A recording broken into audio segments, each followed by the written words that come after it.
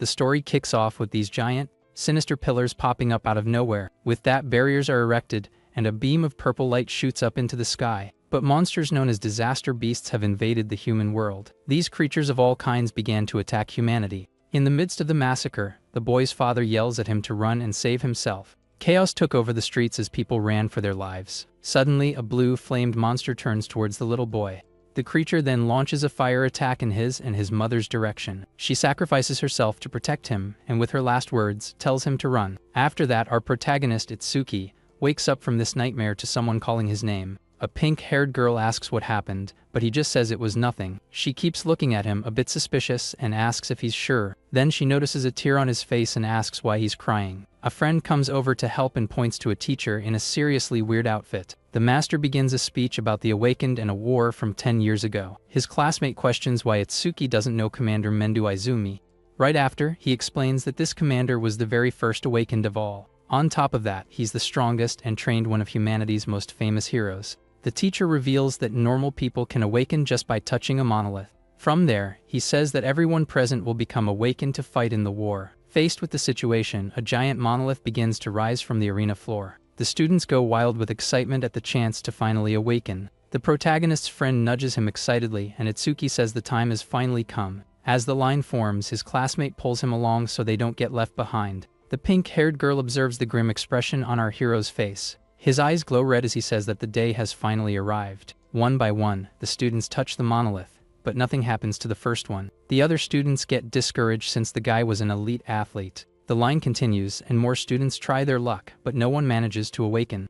Everyone starts to worry, thinking no one from their school will make the cut. The guard then calls the next in line, a guy named Hikaru Ushi. At this, the students get tense because the guy is a bully, and if he awakens, it's gonna spell trouble. Upon touching the monolith, a huge amount of blue lightning envelopes his body. A screen reveals his elementalist stats with a total of 12 points. The commander's assistant comments that his stats should be 5, but they're 12. Hikaru brags to the commander, thinking he's the first awakened of the day. Just then, someone pulls him by the shoulder to get him away from the monolith.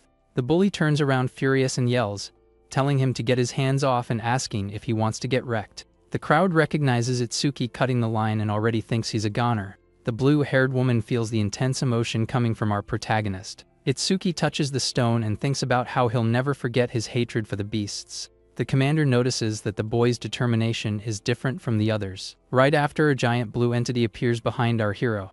An absurd amount of energy starts pouring out of the monolith, completely surrounding the young man. This same energy impressively expands throughout the entire arena. The other students are shocked by the flower of energy that spans hundreds of feet. His friends don't waste any time and start cheering and celebrating for him. The assistant reveals that this phenomenon only occurs with the rarest class, the Order Breaker. Faced with the situation, the bully Hikaru looks less than thrilled. Our protagonist then goes to a place in his mind and wonders if he has awakened. He sees himself sitting in the middle of a glowing blue lotus flower made of energy. A screen appears showing his class and a Z-rank skill called Overmimesis. But when he looks at his stats, he sees that all his attributes are at 0. Right after his gift, Nirvana activates and his stats shoot up to 800. Itsuki smiles confidently because now he can finally exterminate the beasts. Back in the real world, the light is so bright that everyone has to cover their eyes. Slowly, the light subsides, and the boy's silhouette appears in front of the monolith. Hikaru Oshi is in disbelief at what he just witnessed right in front of him. The blue-haired woman can't believe a rookie has such absurd stats. Therefore, the commander declares that he is the strongest awakened in history. Our hero's status screen shows all his attributes at 200. With that, the crowd goes wild, celebrating this historic achievement. But Hikaru gets furious, thinking the guy stole the glory that was his. He floats in the air surrounded by lightning and calls Itsuki a total loser. From there, the bully unleashes his new skill called Silver Serpent. The protagonist system detects the technique and activates his Overmimesis skill. As the attack approaches, the analysis of the enemy's skill progresses rapidly. The lightning strike hits the ground hard, but our hero is no longer there. Everyone wonders where he went, as he vanished in the blink of an eye. Right after, Itsuki appears behind Hikaru and grabs him by the head.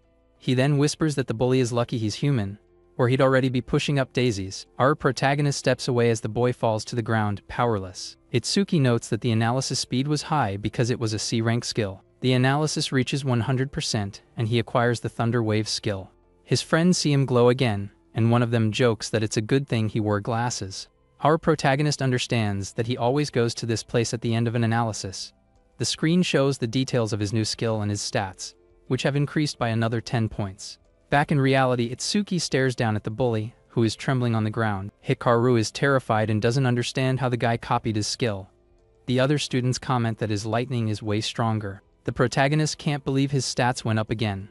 His total points now reach 840. Suddenly, the sky turns dark and a heavy rain begins to fall. Soon after, the students notice something coming towards them. It's a giant dark monolith falling right on top of the school. With that, the commander cancels the ceremony and tells the students to evacuate.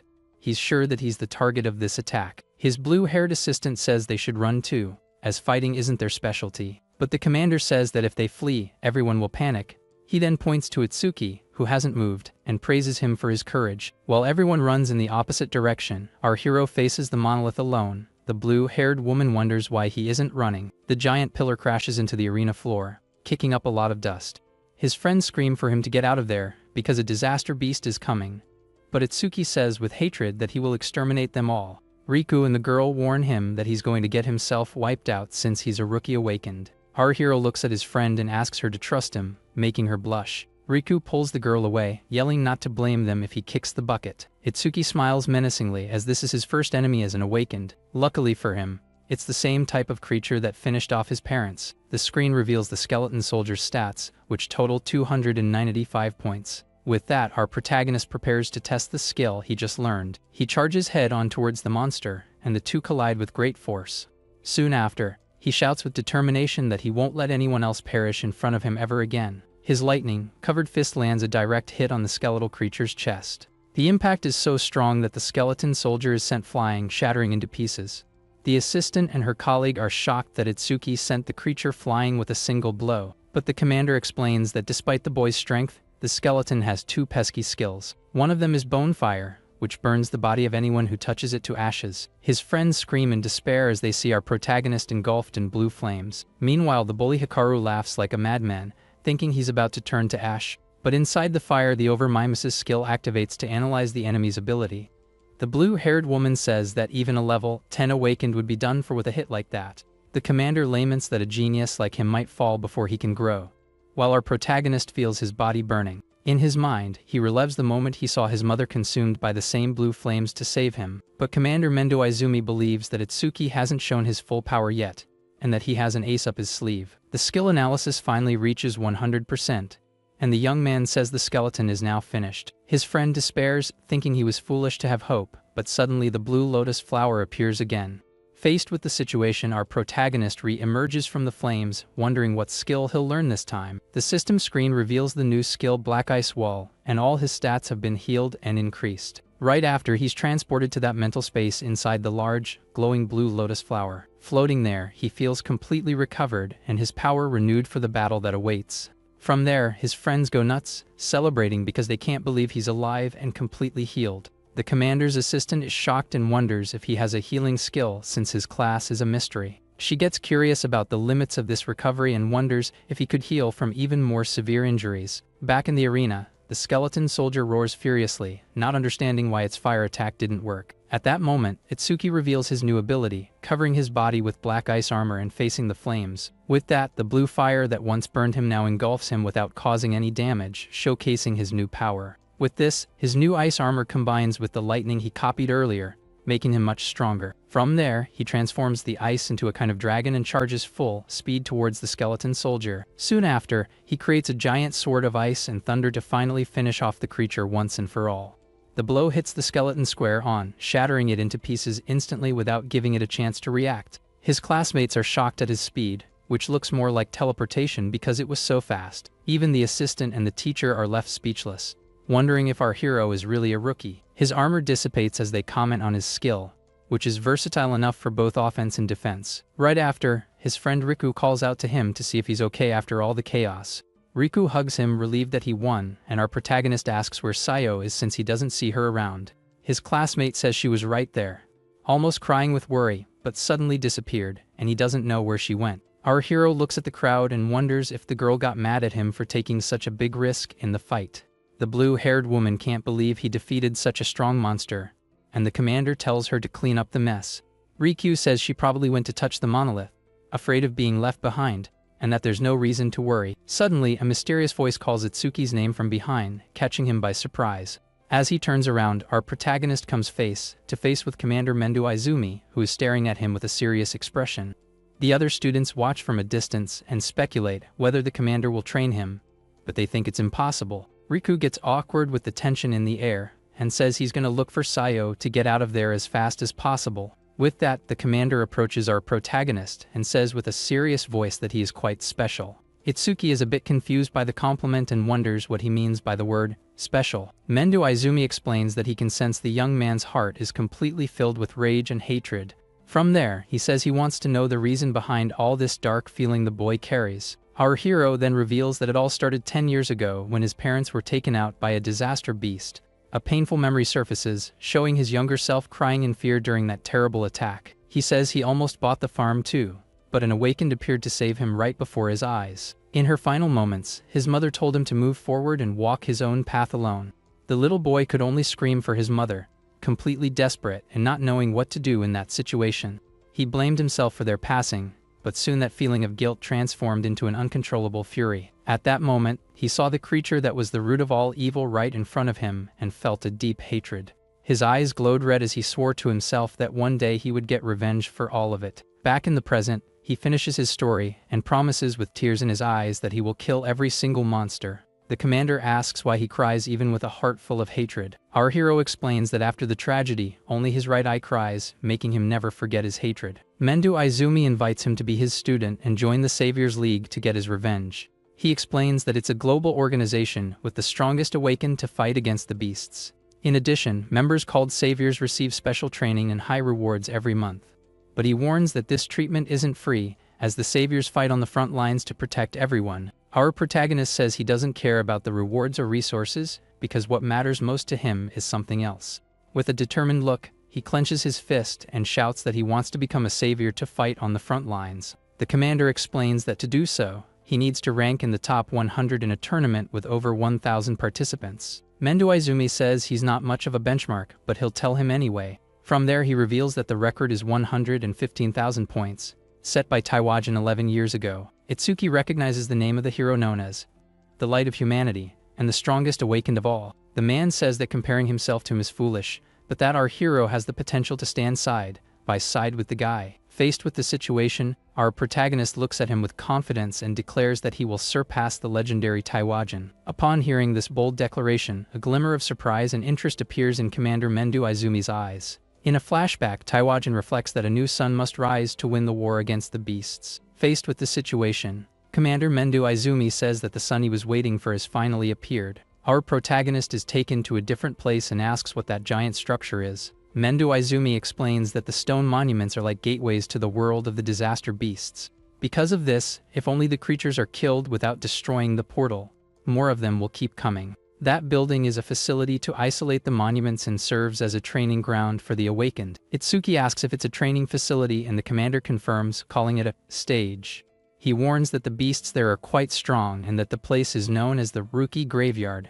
Right after, he mentions that even Taiwajan as a rookie took 3 minutes and 14 seconds to pass. The man reminds him that he said he would surpass the hero, so he challenges him to finish in 3 minutes. Thus, he makes a proposal and says that if the young man succeeds, he will officially make him his student. As they enter the building, people recognize the commander and wonder who the rookie with him is. Our protagonist is a bit surprised by everyone's reaction and wonders if the guy is that famous. A screen shows that the level of the beasts there is 10, and Itsuki wonders how strong that really is. A crowd forms and starts speculating about the young man, with some thinking he's just a pretty face. Our protagonist goes to the reception desk and says he wants to enter the stage, and the woman asks how many people. With a confident look, he replies that he's going in alone, which leaves the receptionist quite surprised. The scene shows the young man standing there all by himself while others watch the situation from afar. The woman gets angry, thinking it's a joke, and warns him that it's a very dangerous place where he could get seriously hurt. The people in the crowd start laughing at him, thinking the boy is trying to hit on the receptionist. But Itsuki cuts her short, saying he has zero interest in her and his only goal there is to fight. She doesn't believe it and offers her number, thinking he's playing hard to get to save face.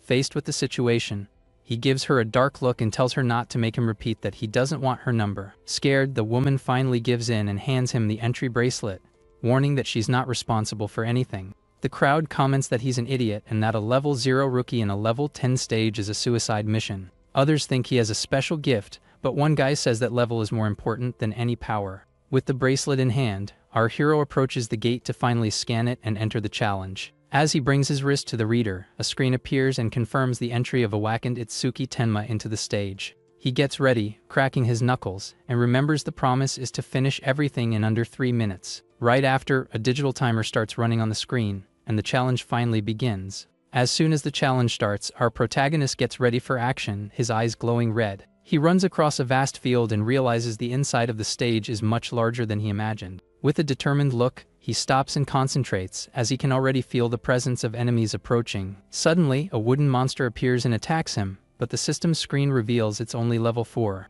Without wasting a second, our hero creates an ice blade and charges at the creature with everything he's got. With a smile on his face, he holds a giant ice axe and taunts the other monsters watching the scene. Soon after, an entire horde of wooden creatures appears and faces the young man, ready for combat. Outside, the assistant asks why the commander put him in this stage when there are others for rookies. She continues, saying that surpassing Taiwajin is impossible unless someone transcends humanity itself. The blue-haired woman remembers that the hero seemed gentle, but she saw him annihilate a level 97 beast. At that moment, his eyes were cold and lonely, not looking at all like those of a human being. She concludes her memory by saying that those weren't the eyes of a man, but the eyes of a true god. The commander then states that the boy has the potential to rival Taiwajin, but is still a diamond in the rough. He says that if the hero is a god who saves people, Itsuki is the exact opposite, a demon consumed by hatred. Our protagonist realizes that a beast of this level can't even activate his over-mimesis skill. With this thought, his inner demon awakens with a deep hatred reflected in his red eyes. Thus, our protagonist charges forward with his ice blade and destroys all the monsters in his path. Faced with the situation, he wonders if that's all there is and if a level 10 beast is really that weak. But he concludes it can't be that easy, and his system activates over-mimesis upon detecting a regeneration skill. From there, the analysis of the enemy skill begins, with progress at 5%. Right after, the body of the monster he had cut in half begins to regenerate rapidly. The creature regenerates completely, and a screen shows that its stats have increased significantly. To defend himself, our hero activates his black ice wall, creating a blade on his arm. He realizes he needs to deal massive damage to prevent regeneration, and the analysis reaches 17%. Itsuki continues to attack relentlessly with his ice blades as the analysis progresses a little more. Our protagonist then delivers a powerful downward strike with a giant ice sword. The attack cuts the wooden creature right down the middle, leaving it completely split in two. With a wicked smile, the young man shouts that it's not over yet, and that he'll chop it up so it can't regenerate. He then uses his ice-covered arms to keep the two halves of the monster separated. With that, the creature finally breaks into several pieces and is defeated once and for all. Our protagonist comments that using the black ice for so long is draining his mana, but to his surprise, the wooden creature starts to reassemble right in front of him. Because of this, the monster attacks him, and he complains that the thing still isn't down for the count, as the analysis hits 60%. With each regeneration, the analysis advances, and he decides to use lightning to save mana and keep his distance. He knows that victory depends on the analysis, but time is running out, and he needs to hurry. With little time left before the 3-minute mark, he combines ice and thunder, and the analysis climbs to 75%. He then activates both skills to force regeneration and speed up the skill copy. Itsuki knows it's risky because if the copy skill requires mana, he's toast. While dodging attacks, the analysis reaches 80%, bringing him closer to his goal. Even so, he accepts the risk, and the analysis climbs another 5% while he's mid-attack.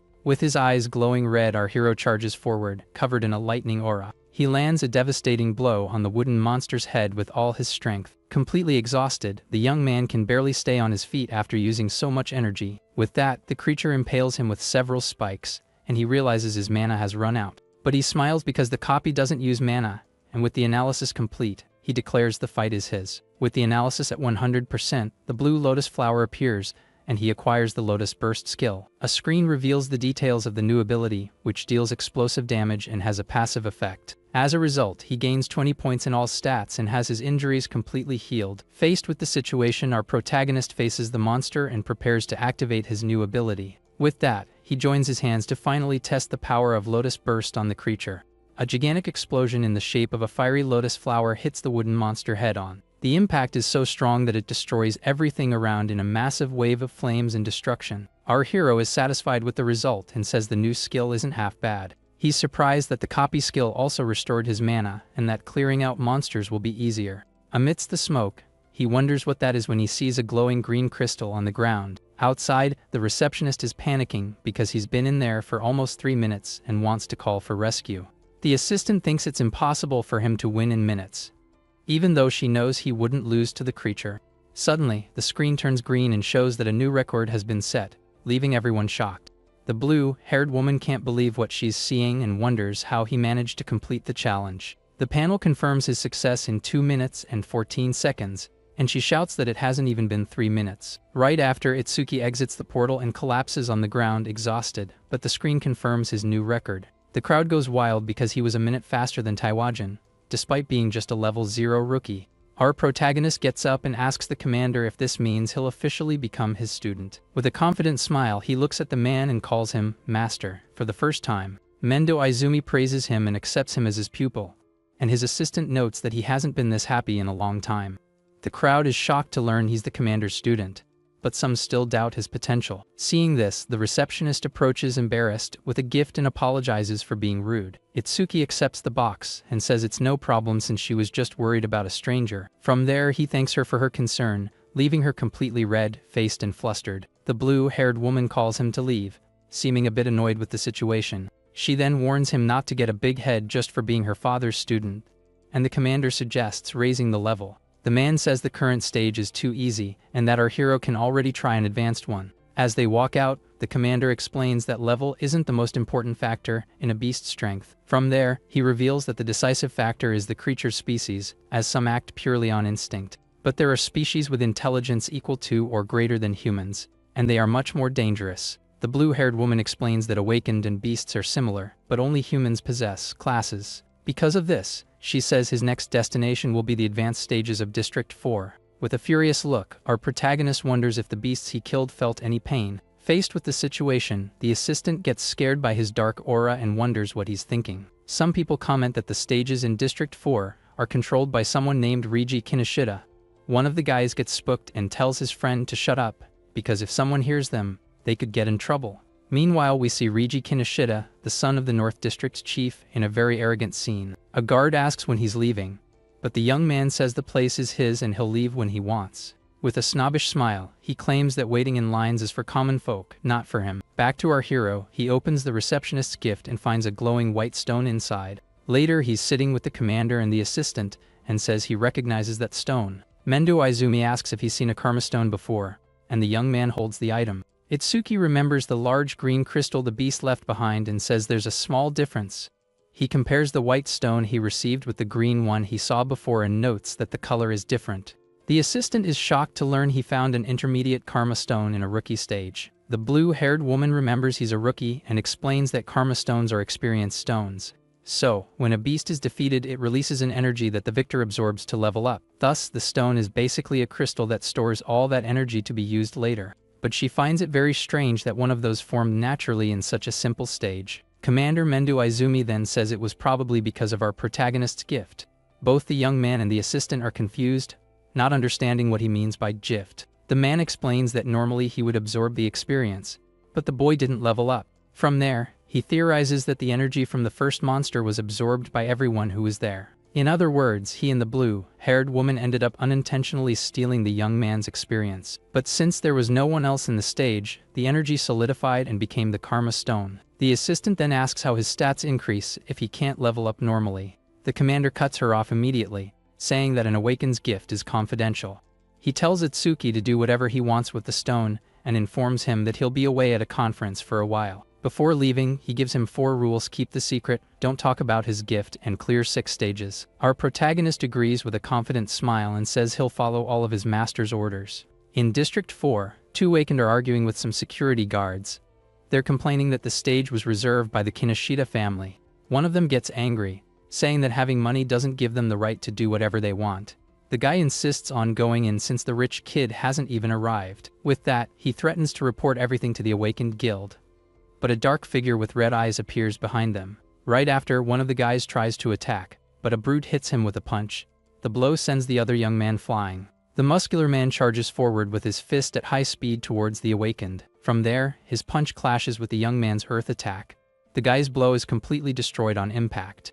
The awakened is shocked because his B-rank skill didn't work. He can't believe his attack didn't even tickle him. The brute reveals a metallic face with glowing red eyes. He says with a smile that it didn't even tickle. The other guy is terrified and wonders if he's a monster. After all, his technique could pierce through anything. Thus, Takeru grabs him by the collar with a frightening expression. The young man is completely frozen in the face of danger. Without any mercy, the muscular man attacks the young awakened in front of him. The boy doesn't stand a chance of defending himself. The crowd recognizes the attacker as Takeru Oga, one of Rigi's pillars. He's a level 12 metal elementalist. Takeru holds both guys and warns that no one enters without permission. He threatens that anyone who resists will meet the same fate. He throws one to the ground and holds the other by the neck to make the message clear. The brute says not to even think about helping the two. One of the men in suits tells Takeru not to overdo it, cause people are watching. He warns that the master might get mad at him. Takeru simply ignores the warning and throws the young man to the ground with disdain. He doesn't seem to care about the consequences. Suddenly, our protagonist and the blue-haired woman appear to help the injured guy, who points at the attacker. The crowd comments that the young man is level 0 and that he's done for by helping. Another says the woman next to him looks familiar. With that, Takeru shouts furiously that no one passes without permission and tells him to get lost if he doesn't want to end up like the others. Our hero understands he needs to defeat him to enter. Meanwhile, the blue-haired woman says she'll call the administrator. But Itsuki stops her and says there's no need. He remembers his master's words to fight for what he believes in with all his strength. From there, he asks the assistant to take care of the injured while he deals with the brute. The system shows our protagonist's stats. Takeru scoffs at him, wondering why a level 0 dares to challenge him. But Takeru feels a strange pressure coming from the young man. His stats are revealed, showing a total of 605 points. Even with the level advantage, the brute gets tense and doesn't understand what's happening. He focuses his gaze on the boy, trying to understand where all that confidence and hidden power comes from. In the reflection of his eye, he sees our protagonist charging towards him at an absurd speed. Without a chance to react, Itsuki lands a devastating punch right on Takeru's metallic face. The crowd is shocked by the young man's speed. One of them says that even at level 8, he couldn't keep up. The impact of the blow is so strong that it starts to crack the metal defense of Takeru's face. Takeru holds his metal face and praises the young man's speed. He notices the crack that our hero's punch caused, but he says it lacks power and counters with a powerful kick. The blow sends our protagonist flying. With that, Itsuki realizes he needs to use his Thunder Wave. That way he can increase his agility and attack a stronger enemy. His status screen shows his attributes, and the Over-Mimesis skill is activated. The analysis of the enemy's metallization begins at 1%. Our hero is surprised that the skill was strong enough to activate his copy. He then decides it's time to fight seriously. From there, he understands he needs to aim for the opponent's fleshy parts. The analysis climbs to 5% as he plans. Without wasting any more time, our protagonist plants his feet firmly on the ground. He prepares to charge forward with all his speed. Takeru taunts him, saying he has neither power nor speed. The brute prepares for another attack with a smile on his face. Our hero takes advantage of his opponent's open guard. He decides to use Thunder Wave to increase his speed even more. Takeru is startled to see him use a lightning element. Itsuki charges, saying he won't give him time to metallize. In a series of rapid blows, the analysis advances relentlessly. The percentage jumps from 25 to 66 in seconds. The crowd is shocked and wonders how he's using skills from another class. They think the level 0 might actually beat Takeru. The brute becomes desperate with the young man's speed. He knows that if this continues, he's going to lose the fight badly. Faced with the situation, he can't even give a command. Takeru yells at his men to stop watching and help him. He realizes he's reached his limit and has no other choice. With clenched teeth, he decides to play his last card. With a shout, Takeru unleashes an absurd amount of energy. The power is so great that his shirt tears completely in the process. From there, he metallizes his entire body, and the analysis reaches 88%.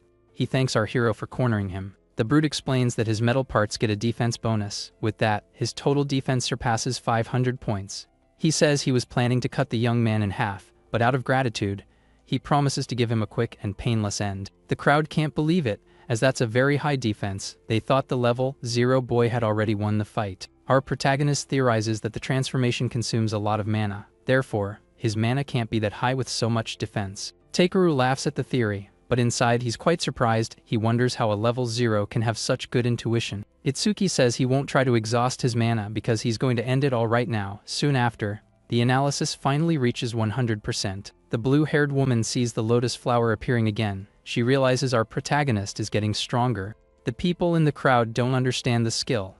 They think it's not an attack and wonder how he'll win with it. The analysis finishes, and he acquires the piercing sphere. The problem is that its speed is only 1 meter per second. With a determined look, our hero vows to crush that defense. He will destroy his opponent's greatest pride. With the new skill, his stats increase by another 10 points, his injuries are healed, and he appears inside the blue lotus flower. He challenges Takeru to try and dodge his new attack. With that, he activates the piercing sphere with a confident smile. The crowd can't believe a level 0 broke the defense of a level 12. They think there's something very strange in his eyes. A small sphere of dark purple energy appears in front of our hero. It glows intensely with a mysterious power. From there, the sphere begins to flow towards the crowd. The attack moves very slowly and predictably. The people in the crowd laugh at the skill, finding it all very disappointing. One of them comments that it's just a little ball. With that, Takeru also scoffs at him and tells him not to make him laugh.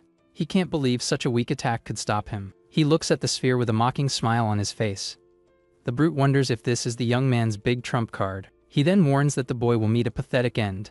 But the sphere hits him square in the chest, catching him by surprise. Suddenly, Takeru's expression changes to one of shock and pain. He doesn't understand how it managed to pierce his defense. The small sphere passes through his metal body as if it were nothing. The attack completely pierces his absolute defense. Itsuki says he only spared his right arm because he's human. If he were a beast, he would have gone straight for the enemy's neck. Right after, he turns to the henchmen in suits. With a cold look, he tells them to take the injured guy to a hospital. He then shouts angrily, telling them all to get out of his sight. His patience with the situation has run out. Scared, the men in suits pick up their fallen boss from the ground.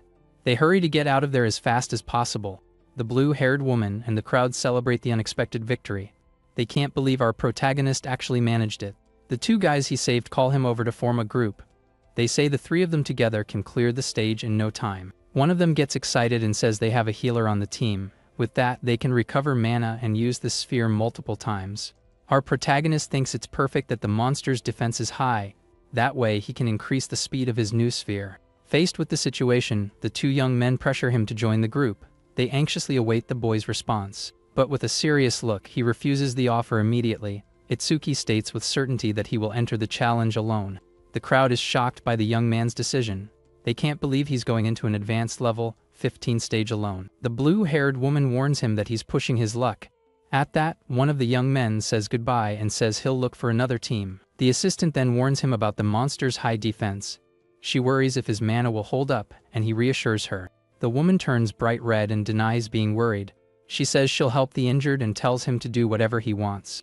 Before leaving, she warns him that the stone beasts travel in groups. She also tells him to be careful with his mana consumption. Our hero agrees and approaches the gate to enter. The system confirms the entry of awakened Itsuki Tenma. Upon entering the stage, he takes in the scenery before him. He realizes the number of enemies is much larger than he expected. The place is a rocky and desolate battlefield. Several stone creatures with glowing eyes stare at him from a distance. The system screen shows the stats of a stone statue. The creature has a total of 460 points and converts magic into defense. Our protagonist prepares to test his new ability. He wants to see if the monsters trigger the sphere's passive condition. With that, the piercing sphere is activated with an intense glow. The purple and blue energy concentrates in his hand for the attack. Soon after, he launches the orb towards the stone creature. The monster charges forward, completely unaware of the danger. The sphere hits the monster and opens a giant hole in its chest. The system confirms the defeat of the level 9 stone statue. With that, our hero confirms his theory, and the sphere's speed increases by 100%. He knew it would work. Right after, 3 more stone creatures appear and face him, ready to attack. They seem much angrier than the previous one. He then thinks that slow monsters are perfect targets for his new ability. He covers himself in lightning and gets ready. He defeats a few more enemies and sees that each shot costs 50 mana. With his current mana, he only has 2 shots left. Faced with the situation, he sees 2 monsters coming, and the boss hasn't appeared yet. He needs to conserve his attacks for the end. From there, he realizes he needs to defeat 2 at once with a single attack. He concentrates his energy for the perfect shot. He then launches the sphere at the ground to create a dust screen. The explosion kicks up a lot of rocks and distracts the monsters. Taking advantage of the distraction, he leaps into the air to catch the creatures by surprise. This gives him a tactical advantage from above. With a wicked look and a smile on his face, he prepares for the final blow. His eyes glow red with adrenaline. He concentrates all his energy into the sphere and launches it with all his might from above. The purple energy glows intensely in the air. The attack hits both monsters dead on, and the sphere's speed increases again. The system confirms the 2 eliminations. Completely exhausted and out of mana, he falls to the ground. Our protagonist complains, wishing he had a recovery skill. Even tired, he notes that he can now hit targets running at 5 meters per second. His ability has gotten much stronger. The screen shows the details of the piercing sphere. The skill's speed increase can reach up to 500%. Suddenly, the ground shakes violently, and a gigantic shadow covers our protagonist. Right after, the stage boss emerges with a thunderous roar, kicking up a lot of dust. The stone creature activates a B-rank skill called Gigantification, becoming enormous. The screen reveals that the monster is level 15 and has a total of 777 points. Faced with the danger, Itsuki activates his Thunder Wave to increase his agility by 50%. Our protagonist wonders if his piercing sphere can get through such a tough creature. Because of this, he decides the best chance is to aim for the creature's head to deal more damage. He jumps high and finds a perfect opening to launch his attack with everything he has. But he realizes the sphere is too small and might not cause enough damage to take down the giant. The stone monster takes the opportunity and launches an attack with its enormous arm towards him. Our hero despairs, knowing he can't dodge the blow while in mid-air. With no other option, he activates his black ice wall to try and protect himself from the impact. The blow hits his ice defense with absurd force, shattering everything. He's thrown against the wall and admits the creature is much stronger than he imagined. With that, his over-mimesis skill activates upon detecting Gigantification, and he smiles because this will help him. Far away, Reiji Kinoshita is in his mansion when one of his men receives a call and is shocked. The rich kid gets annoyed by the noise and tells the guy to be quiet because he hates shouting. The man apologizes, and the young man asks what happened to make him so surprised. He then reveals that someone defeated Takeru Oga and forced their way into the reserved stage. Reiji gets furious and wonders if it was an awakened above level 30 who did it. His henchman explains that the high-level awakened are busy, and there are only rookies there. Because of this, he thinks it's impossible for a rookie to beat Takaru, and Reiji asks for more information. But Reiji says he doesn't need details, and that if they leave now, they'll arrive in time. The rich kid gets irritated by the hesitation and yells at him to get a move on without making him repeat himself. Scared, the man agrees immediately and prepares to leave with his boss. Reiji takes off his coat and vows to get revenge on whoever messed with the Kinoshita family. Back at the stage, the analysis reaches 100%, and our hero appears in the lotus flower. With that, the skill has been copied, and the giant stone creature is still staring him down. Itsuki sees that the analysis is complete, but his piercing sphere has leveled up to level 2. The screen shows that the sphere now travels at 7 meters per second, and its size can be adjusted. Our protagonist sees that the passive bonus has doubled, and he can change the sphere's size with mana. With this, he gets excited and decides to test his new ability right away, without wasting time. The screen shows that he gained piercing sphere level 2 and 20 stat points, but his totals have decreased. On top of the giant golem, he spends all his mana to create the strongest piercing sphere he can manage. The gigantic purple and black sphere descends with full force towards the stone creature. The attack hits dead on and pierces the monster from top to bottom with absurd power. Lying on the ground exhausted, our hero smiles and wonders if he overdid it since his mana is at 0. The system confirms the golem's defeat and a 200% increase in the sphere's speed. He holds a green karma stone and calculates that if he goes through twice more, the sphere will be as fast as a car. From there, he realizes he ignored the passive effects, but they're actually quite useful. With a smile, he remembers that Lotus Burst increases the range of all his skills. The screen explains that the skill increases range by 1% with each kill, and he imagines the potential. Outside, the panel shows that the challenge was completed in 3 minutes and 1 second. The crowd is in shock because a group of 5 takes 10 minutes, and he broke Taiwajin's record. When they see our hero coming out, they wonder why he's still level 0 and doesn't even look injured. The blue-haired assistant watches him and says he passed again without a scratch and even broke the record. She then comments that he was pretty fast and looks at him with a surprised expression. Our hero explains that the creature was weak against piercing attacks and asks what that glowing butterfly is. With that, the woman introduces herself as a Shikigami user and says the butterfly is her jade familiar. The young man is amazed and says it's the first time he's seen a Shikigami, and that it's very beautiful. He then asks what types of awakened classes there are, and she's shocked that he doesn't know.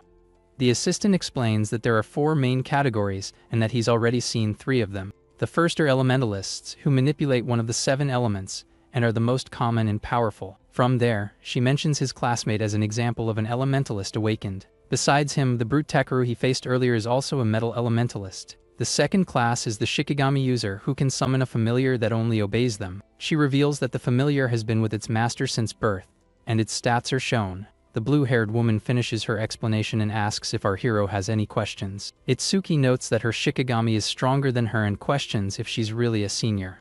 The assistant gets flustered by the question and annoyed that he's so direct and unfiltered. The assistant explains that Shikigamis also absorb experience, which is why they are always stronger than their masters. With a dark look, our protagonist thinks it's easier to attack the user directly in a fight.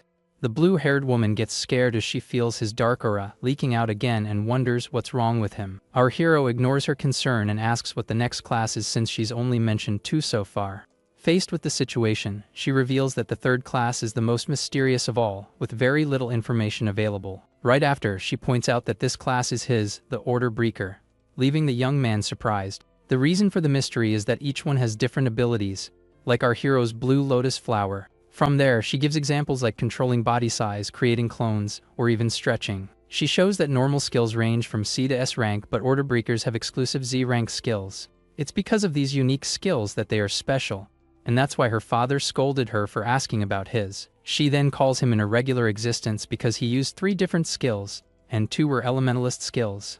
Our protagonist thinks that since his master isn't around, it's fine for her to keep talking about him. He then asks about the last remaining class, but the blue-haired woman signals for silence.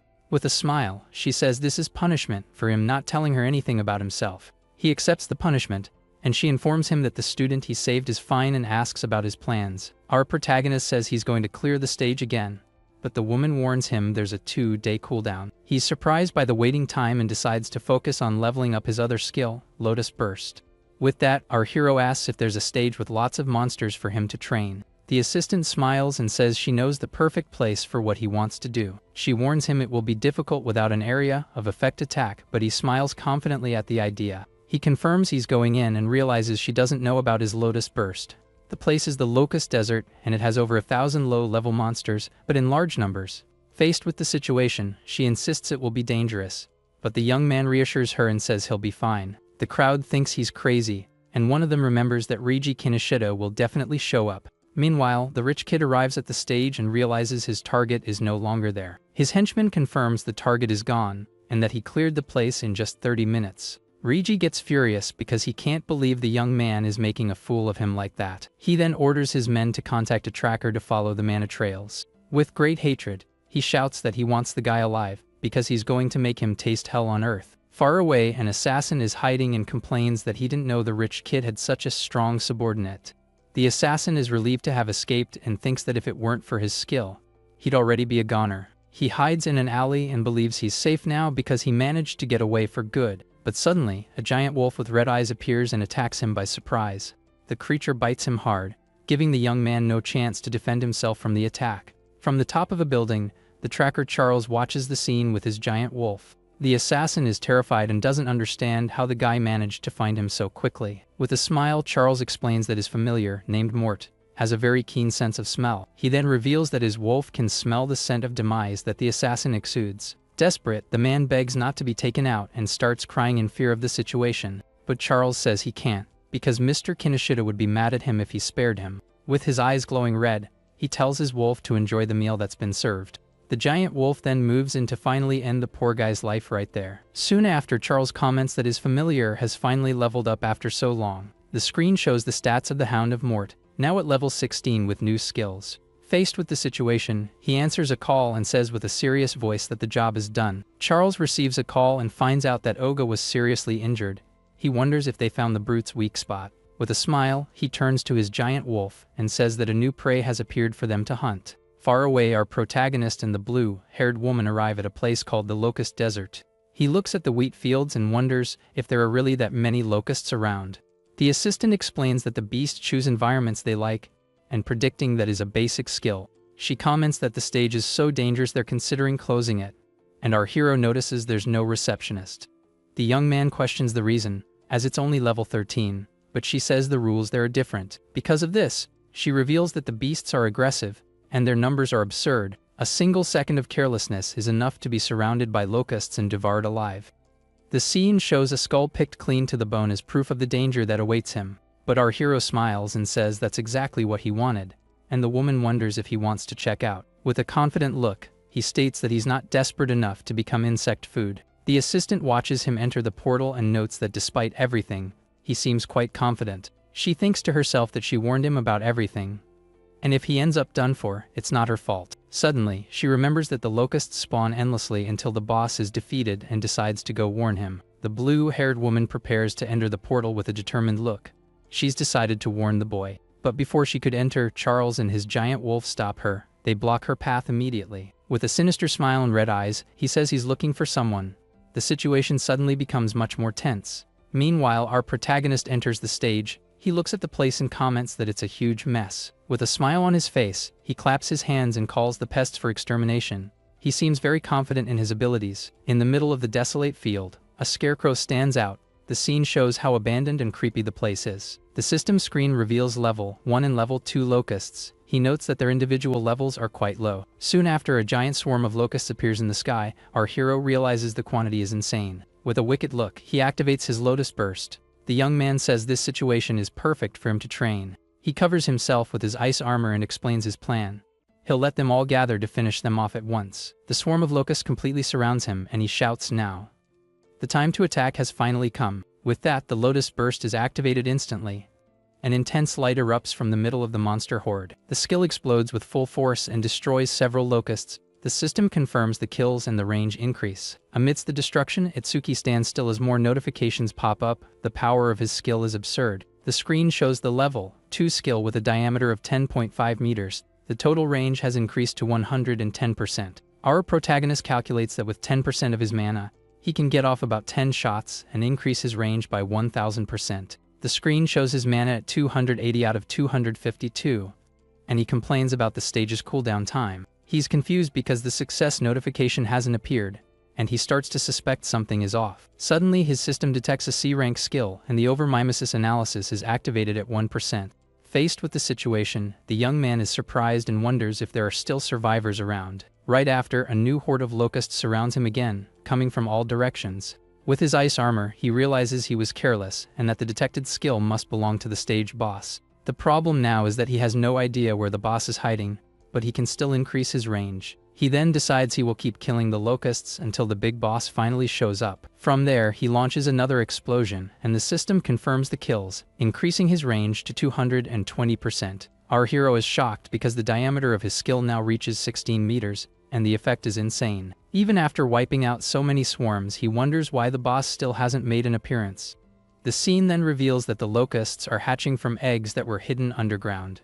With that, the creatures are reborn, and he realizes the assistant was right about the infinite respawn. As the monsters keep appearing, the analysis of the boss's skill climbs to 27%. His status screen shows he has mana for 9 more explosions, and he prepares to continue.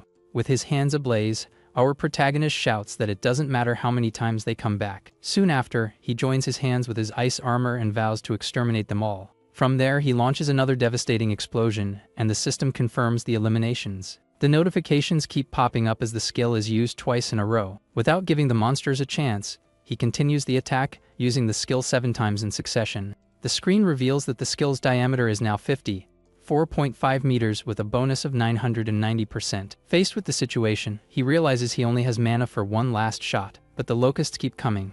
Completely surrounded, he shouts that the enemies are endless, and the situation becomes desperate. On top of that, he realizes the boss still hasn't appeared and considers retreating to finish the analysis. But he quickly dismisses the idea, as retreating now would be a loser's mentality, and he won't give up. He then prepares for his last attack with red eyes and says he will kill them all. With that, he launches his final Lotus Burst with all the strength he has left. Exhausted, he drops to his knees on the ground and realizes that at this rate, he won't last much longer. Even after so many attacks, he realizes the number of locusts hasn't decreased at all. The analysis reaches 91%, and he realizes that all the beasts after the first one were level 1. With this, he finally understands that the boss's skill is infinite reproduction, and a locust queen appears. The screen shows the queen's stats, who is level 13 and can control up to 110 locusts at once. Our hero knows he needs to kill the source, but his mana is out, and the analysis is almost at 100%. Right after, a blue sphere appears, and the analysis finally ends, saving him from the situation. He acquires the Mana Sense skill, which restores 10% of his mana for each enemy detected. Our protagonist celebrates because the skill has a range of over 1,000 meters and also restores his mana. With a wicked smile, he realizes he could farm the locusts forever with this ability. But he decides to finish it quickly because the blue, blue-haired woman is waiting for him outside the stage. The screen confirms that he gained 10 points in all stats and had his health and mana completely restored. His total stats now reach 1,120, and he prepares to locate the boss with his new skill. From there, he releases a wave of blue energy that spreads across the entire battlefield to track it. The mana wave expands and finally finds the Locust Queen, who is hidden underground. With his eyes glowing blue, he shouts with a smile that he finally found the creature. Faced with the situation, he prepares to launch his final attack with a confident look and a smile on his face. With that, he says that hiding behind her children is useless and readies his piercing sphere. From there, he combines the sphere with his passive and launches it with full force towards the boss. The screen shows that the attack's range is 120 meters, and the orb tears through the ground with speed. Faced with the situation, the Locust Queen is hit head-on by the blow and sent flying. Soon after, our protagonist appears behind her, covered in lightning and his ice armor. With a wicked smile and his eyes glowing, he declares that the fight is over with a checkmate. He then cuts her into pieces with his ice blade, giving the creature no chance at all. Seeing the other locusts, he realizes that without the queen, they've fallen into total chaos. With a flaming hand, he says not to worry, because he'll send them to be with their mummy. He comments that the range of his skills has increased to over 1,210%, and the orb's range to 131 meters. The screen confirms that the Lotus Burst's diameter is now 65.5 meters and the orb's range has increased. Our hero picks up an item and says the harvest was great, and that he'll be back to level up his passive even more. As he leaves, he sets a new record of 17 minutes and 7 seconds and thinks the assistant must be worried. He sees her waiting and already imagines he's going to get an earful when he gets close to her. With a smile, he finds her quirky side cute and apologizes for making her worry. As he approaches, our protagonist sees the assistant collapsed on the ground and a pair of red eyes staring at him from the darkness. Charles holds her by the neck and says that if she cleared the stage alone, then she's the person Reiji is looking for. He continues, saying he tried to get information from her, but even injured, the girl didn't say a word. Right after, our hero appears and tells him to get his dirty hands off her, and in return, he'll leave him barely standing. The man in the hat starts laughing at the threat and tells the boy not to get cocky just because he's a level 0 rookie. Without wasting a second, Itsuki charges forward, covered in lightning, towards the enemy to attack. Charles is shocked by the young man's absurd speed and feels that his end is approaching. But the giant wolf mort appears in front and blocks the punch with its head to protect its master. The system detects the B-rank Shikigami, and overmimesis is activated, starting the analysis of the creature. With this, our protagonist realizes the wolf is a Shikigami, and that the guy in the hat is a user. Charles compliments his movements and speed and understands why Oga lost without even using his armor. He then says he has the wolf mort and a hostage and uses the blue-haired girl as a shield. Itsuki shouts the girl's name Ajaha while holding back the wolf, and the analysis of the creature continues to rise. From there, the creature opens its enormous mouth and tries to bite our hero's arm with all its might. Charles then taunts him, saying that Morty's bite can crush any defense below 300. Charles's expression changes to pure shock as he can't believe what he's seeing, but our hero blocks the bite with his ice arm and prepares his piercing sphere. With that, the sphere explodes inside the wolf's mouth, sending it flying with the force of the impact. The young man says that without the Shikigami, the user is defenseless, and the analysis reaches 77%. Charles is shocked and wonders if the boy really knows that he's just a rookie. He explains that Mort has a respawn skill that drastically reduces its revival time. Faced with the situation, the giant wolf regenerates, and Charles yells for him to become dog food. With that, our protagonist activates his mana sense, and a wave of energy spreads across the area. He dodges the attack and says that keeping the skill active was the right call, and the analysis continues. Itsuki thinks the analysis is almost done, but if the Lotus appears, the enemy might get suspicious. Charles becomes desperate because the young man has more power, speed, and even a detection skill. He then threatens the assistant again and says that if he resists any longer, she's a goner. Our hero wants to finish the analysis without summoning the blue lotus flower, but the situation is complicated. The analysis finishes, and he acquires the Shikigami Eater skill, which allows him to control the creature. His stats increase by 20 points, but the healing fails because the copy activation was incomplete. Our protagonist realizes the healing effect is gone because he skipped the blue lotus, but he doesn't care since he's already recovered. The wolf mort charges to attack again, and the young man realizes his new skill can steal Shikigami from others. Faced with the situation, he prepares to use the new ability and take control of the creature once and for all. With his eyes glowing red, he touches the wolf's head and shouts that he's taking this dog for himself. From there, a blue light envelopes the creature, and it begins to transform right in front of him. Taking advantage of the distraction, He lands a powerful kick on the guy in the hat, sending him flying. Charles gets furious with the wolf and shouts, calling the creature useless after all the experience he gave it. He then grabs the assistant more tightly and threatens to finish her off if the young man resists any longer. With her last bit of strength, Aja tells our protagonist not to worry about her and to keep fighting. Our hero then raises his hands in surrender and shouts for the enemy not to touch the girl. Charles smiles and says that if he had been obedient from the start, the woman wouldn't have suffered so much. The young man then asks why he's being attacked, as he doesn't remember picking a fight with him. The man introduces himself as Charles and reveals that he was sent by Reiji Kinoshita to capture him. Upon hearing the rich kid's name, our protagonist understands he needs to find him to have a chat. Charles threatens him and warns that the wolf Mort will tear off his legs if he uses his ice to defend himself. Charles then shouts for his wolf Mort to rip off both of our hero's legs at once. But Itsuki also gives an order and tells the creature to prove it's worthy of being his Shikigami. From there, the wolf Mort turns and bites its former master with a lotus symbol on its forehead. At that moment, our protagonist uses his speed to rescue Aja and holds her in his arms. The man in the hat screams in pain, not understanding why his own familiar is attacking him. Our hero then approaches his new Shikigami and praises it, calling it a good boy. With a furious look, he vows to make Charles pay 100 times over for the pain he caused. In a panic, the man in the hat offers to lure Reiji in exchange for his life to save himself. With his eyes glowing red, our protagonist says it's a good proposal with a dark look. Charles sees an opening and thinks he has a chance to counterattack and turn the tables. Soon after, he creates a giant ice spike and launches it, shouting for the young man to perish. But our hero retorts the insult with a calm look and tells him to perish too, unfazed. He says that taking out Reiji is his job and tells the wolf Mort to make Charles feel the same way Aja did. The man in the hat cries in fear and begs for one more chance to save himself from the situation. Without any mercy, the giant wolf charges towards its former master to end it all. Charles cries desperately and tries to remind the wolf Mort that he was its former master. But the creature doesn't care and opens its enormous mouth to devour him without any mercy. Meanwhile, our protagonist says someone has been watching him since he left the stage. With a serious look, he challenges the person to come out of hiding and show themselves. The scene shows the vast wheat field where they are, with the stage structure in the background. Suddenly, a hooded guy appears from the middle of the wheat and says he's been caught. Our hero looks at him suspiciously and asks if he's a friend of the man in the hat. The blonde young man panics and denies it immediately, saying he's not an enemy and to hear him out. With no time for that, our protagonist turns away and tells the wolf Mort to follow him when it's done eating. The hooded guy thinks that if he can control a rabid dog, maybe he can help him. He then introduces himself as Iberia and recognizes Itsuki as the guy who defeated Takeru Oga. From there, Iberia asks for help and offers creation stones and even weapons as payment.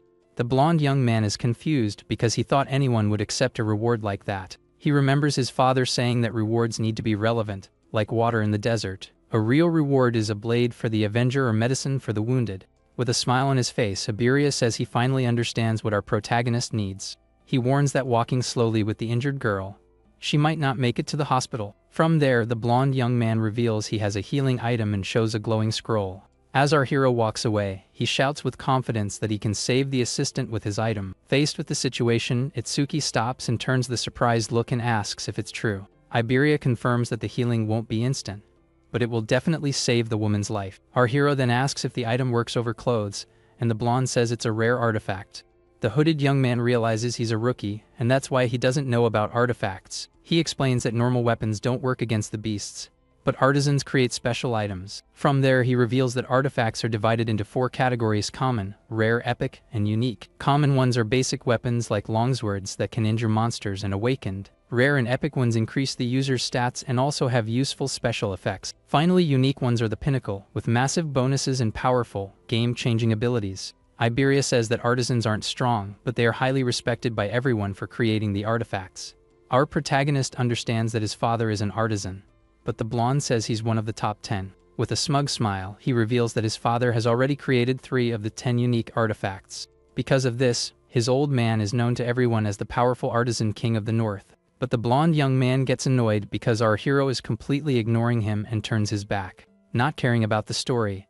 Itsuki picks up the crossbow that Charles dropped on the ground earlier. Iberia can't believe he's not phased, and our protagonist thinks about how he can use the weapon. He then approaches and says the crossbow is a rare artifact that generates its own ammunition. Suddenly, the weapon disappears, and the blonde explains that soul-bound artifacts can be stored. Our protagonist thanks him for the healing and says he now needs to find Reiji Kinoshita. Upon hearing the name, the blonde young man is surprised and says that facing the guy takes a lot of courage. But he reveals that if it's Reiji, then they have the same target, and our hero questions the reason. Iberia invites him to form a team for the Savior's National Tournament preliminaries. He explains that the preliminaries are by continent, and the northern venue is in District 4. Being the chief's son, Reiji wants to go to the main event so as not to embarrass his family. That's why he's monopolizing all the stages to level up faster. Our hero asks why him, and the blonde says his gut tells him that together they'll pass. Iberia explains that since he was a child, he watched his father create artifacts and always admired him greatly. Each finished piece was a work of art, and his respect for his old man only grew. Because of this, he always dreamed of becoming an awakened to fight against the disaster beasts. But when he finally awakened and asked for an artifact, his father said it was too soon for him. After much begging, his father agreed to give him one if he passed the tournament preliminaries. Thus, he says with a determined look that he needs to pass the preliminaries no matter what. Our protagonist questions why he didn't team up with a high-level player since he has a famous father. The blonde young man reveals that his old man warned him to pass on his own merit and without using his name. Furthermore, his intelligence revealed that the strongest have already been bought by Reiji Kinoshita. But upon learning that someone beat Takeru and broke a record, he investigated and tracked him down. Itsuki agrees to the partnership but says he'll first take Agia to the hospital, and the blonde stops him. The blonde young man suggests names for the duo, and our protagonist thinks he talks more than Riku. As he thinks about his friends, he wonders if Riku and Sayo will also go to the preliminaries. Far away, Riku appears, preparing for the preliminaries with some heavy training. Sayo asks him if he's caught a cold, and the young man says maybe Itsuki is talking about him.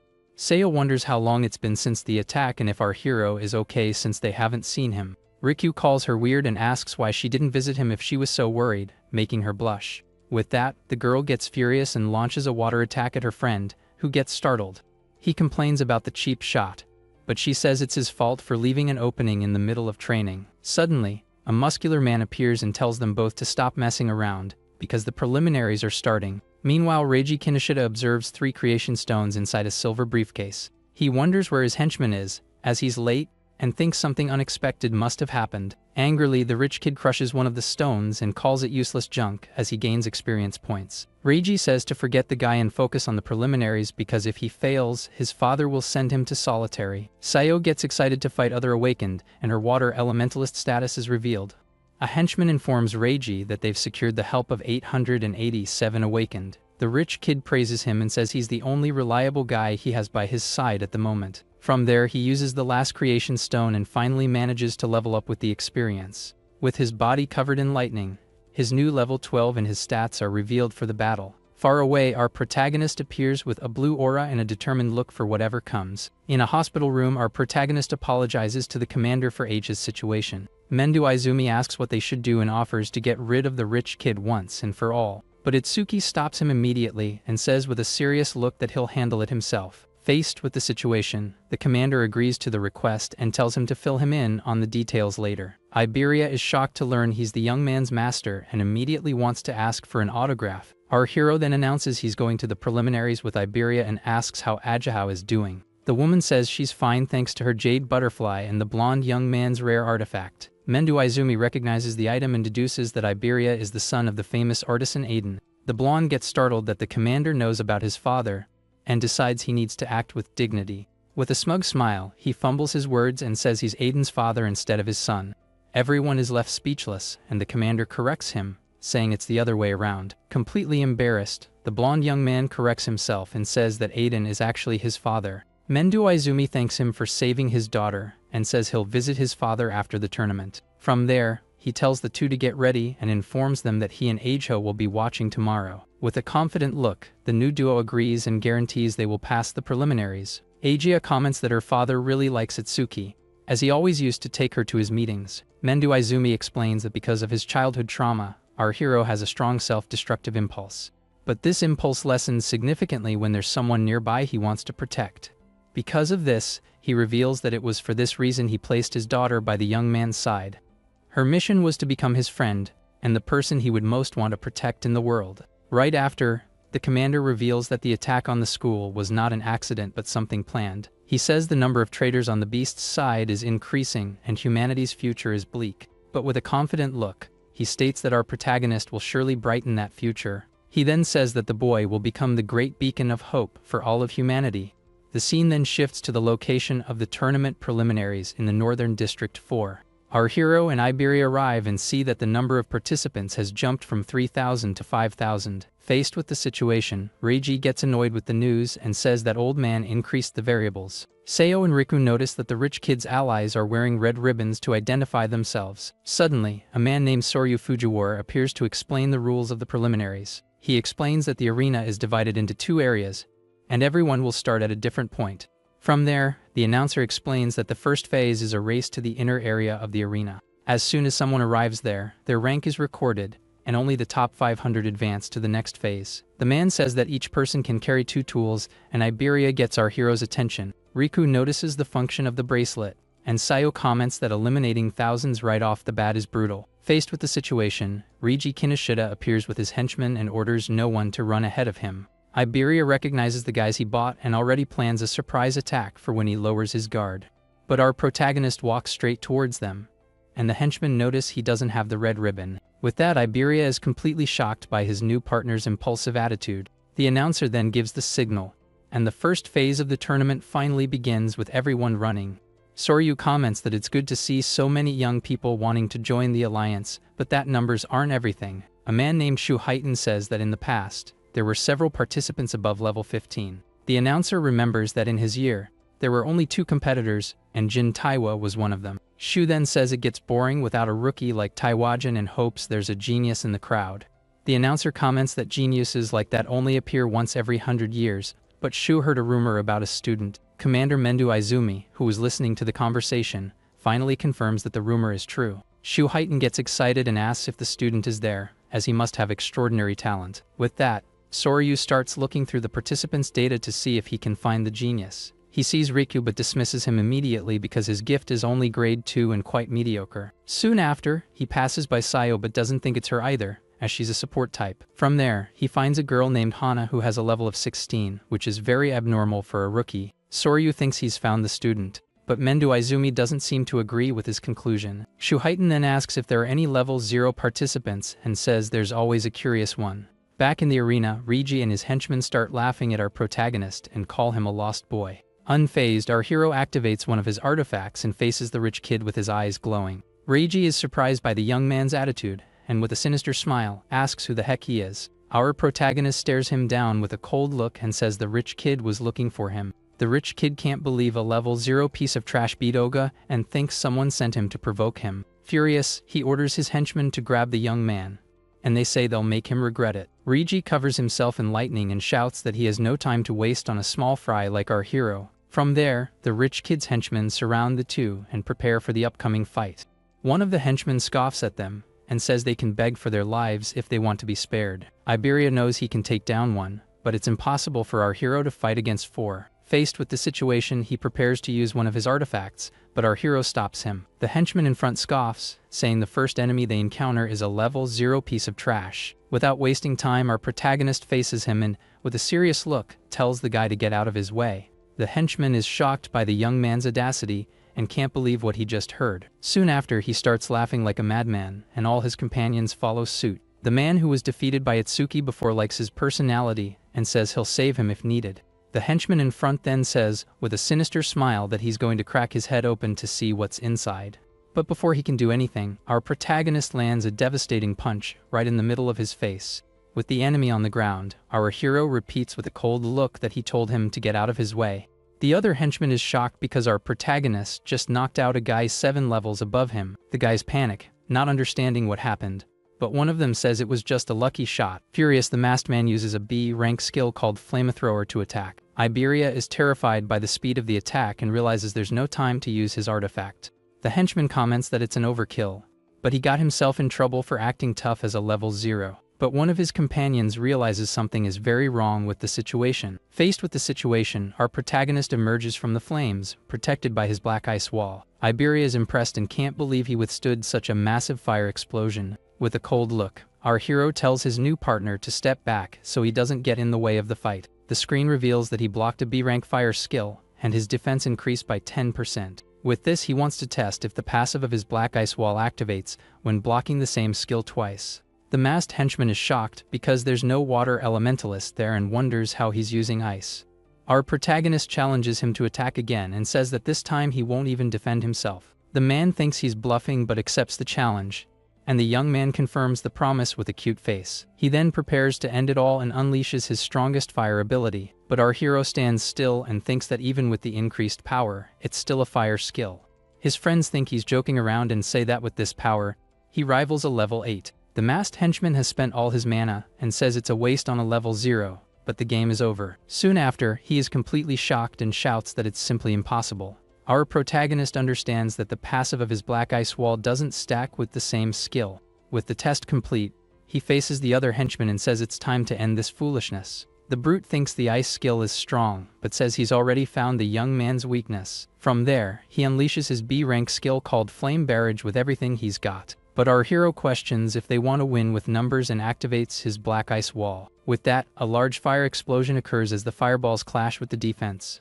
The henchman thinks a level 0's mana is nothing and plans to drain it to win the fight. Suddenly, the brute is shocked to see our hero right in front of him after the smoke clears. He closed the distance in an instant and noted that the passive only activated once with the fireballs. The henchman then says that if the young man's advantage is speed, his is brute force. Our protagonist then asks with a mocking look if he's even using any force. With that, he says he'll end the guy's suffering and throws him far away with a single blow. The screen reveals that his defense only increased by 3 points, and he understands the calculation is based on base defense. Seeing the other two, he realizes they are lightning elementalists and will use them to level up his skill. With a cold look, our hero asks if they really think they can escape him. The two henchmen launch their Silver Serpent skill, and one of them shouts that he'll take the young man with him. The screen shows that he absorbed both skills, and his agility increased by 10% in total. With both of them on the ground, our hero wonders who this guy is who defeats everyone so easily. He understands that the Thunder Wave's passive works the same as the Ice one and only increases once per target.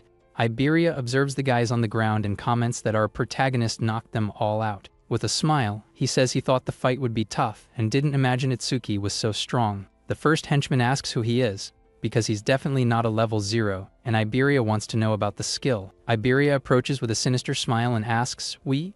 leaving the young man confused by the question. With that, the blonde declares that together they are the Double I duo and will be the strongest in the north. Our hero ignores him and drags him away, saying they need to go after Kinoshita, and the blonde complains. The henchman, who is still conscious, is confused by the duo's name and thinks it's pretty lame. Far away, a guy with glasses notices the commotion and thinks the so-called level 0 must be done for by now. But he recognizes the beast that belonged to Charles and decides he'll need to investigate that later. He thinks that outside the Alliance, there aren't many people in the north capable of capturing Charles. Another participant overtakes someone and brags about his speed, unlike the brutes. Suddenly, the runner is hit by a purple lightning bolt and screams in pain from the surprise attack. Lying on the ground, he wonders who the heck hit him while he was running at full speed.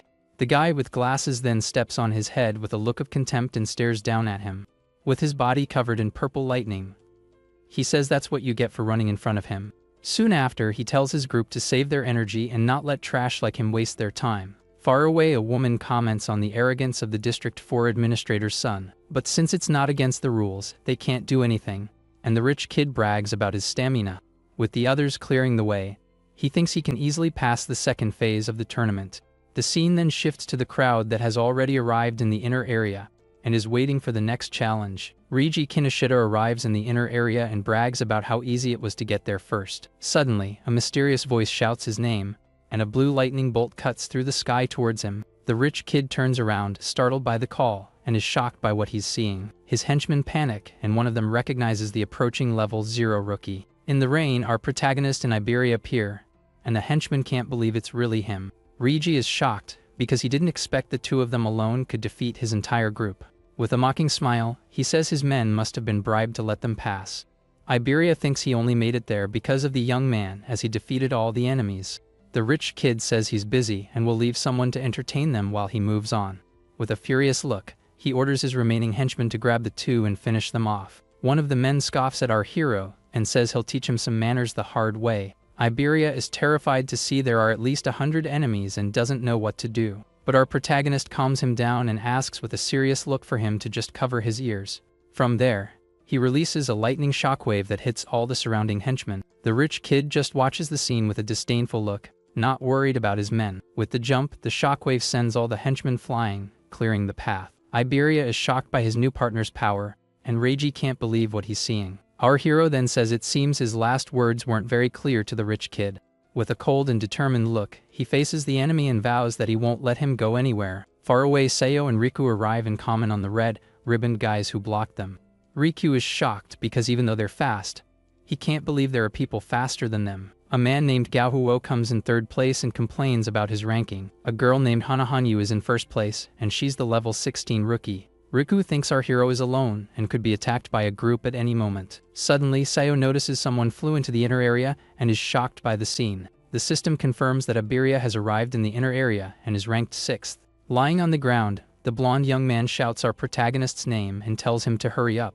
Riku and Sayo hear their friend's name and are surprised to recognize him in the middle of it all. With blue lightning surrounding him, our hero faces the crowd, and there's no doubt it's him. With a cold look, he repeats that he won't let the rich kid go anywhere until they settle things. The older man wonders why the rookie is so obsessed with Reiji Kinoshita. With that, Mendo Izumi asks Shoheiton to help his student if the situation gets too complicated.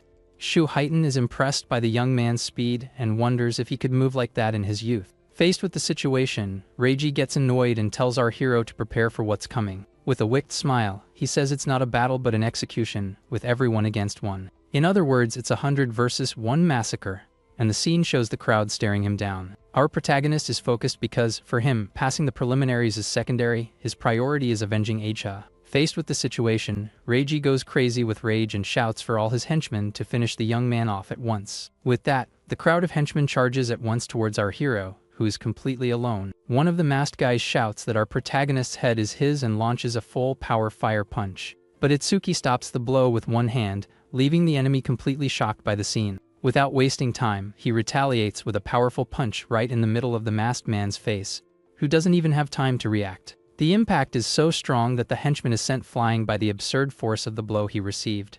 The other henchmen are in shock, and one of them says not to panic because they have the numbers on their side.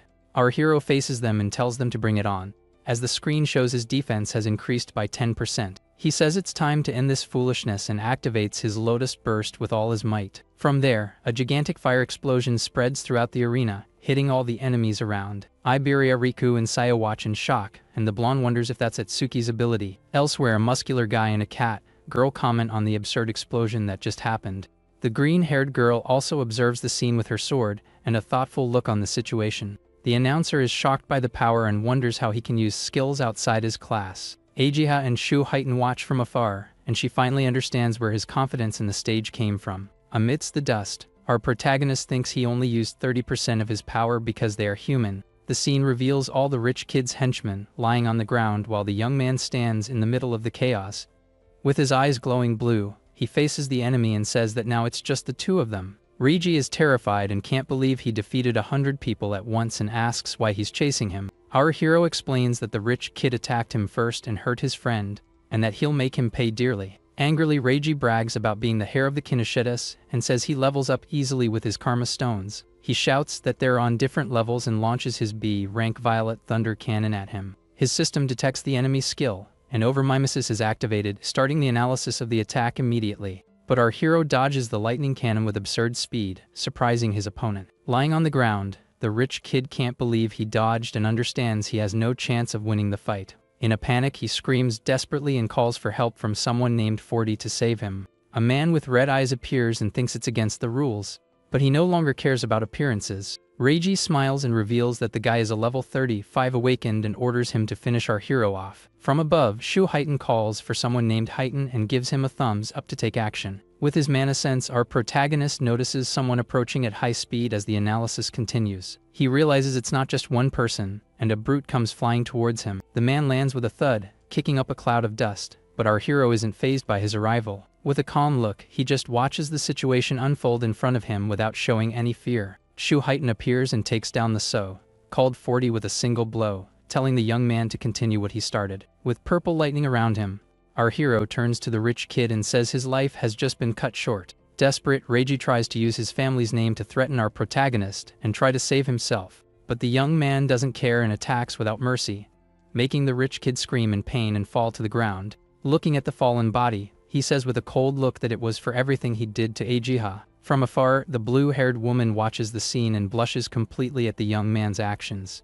Her father comments that he defeated Raiji and wonders why he's looking in their direction now. The skill analysis reaches 99%, and he pauses it to reset his stamina later. Suddenly, a familiar voice shouts our protagonist's name, drawing his attention away. With a surprised expression, he recognizes the voice immediately and turns to see who it is. From there, the scene reveals it was Sayo and Rikyu, who have finally arrived to find their friend.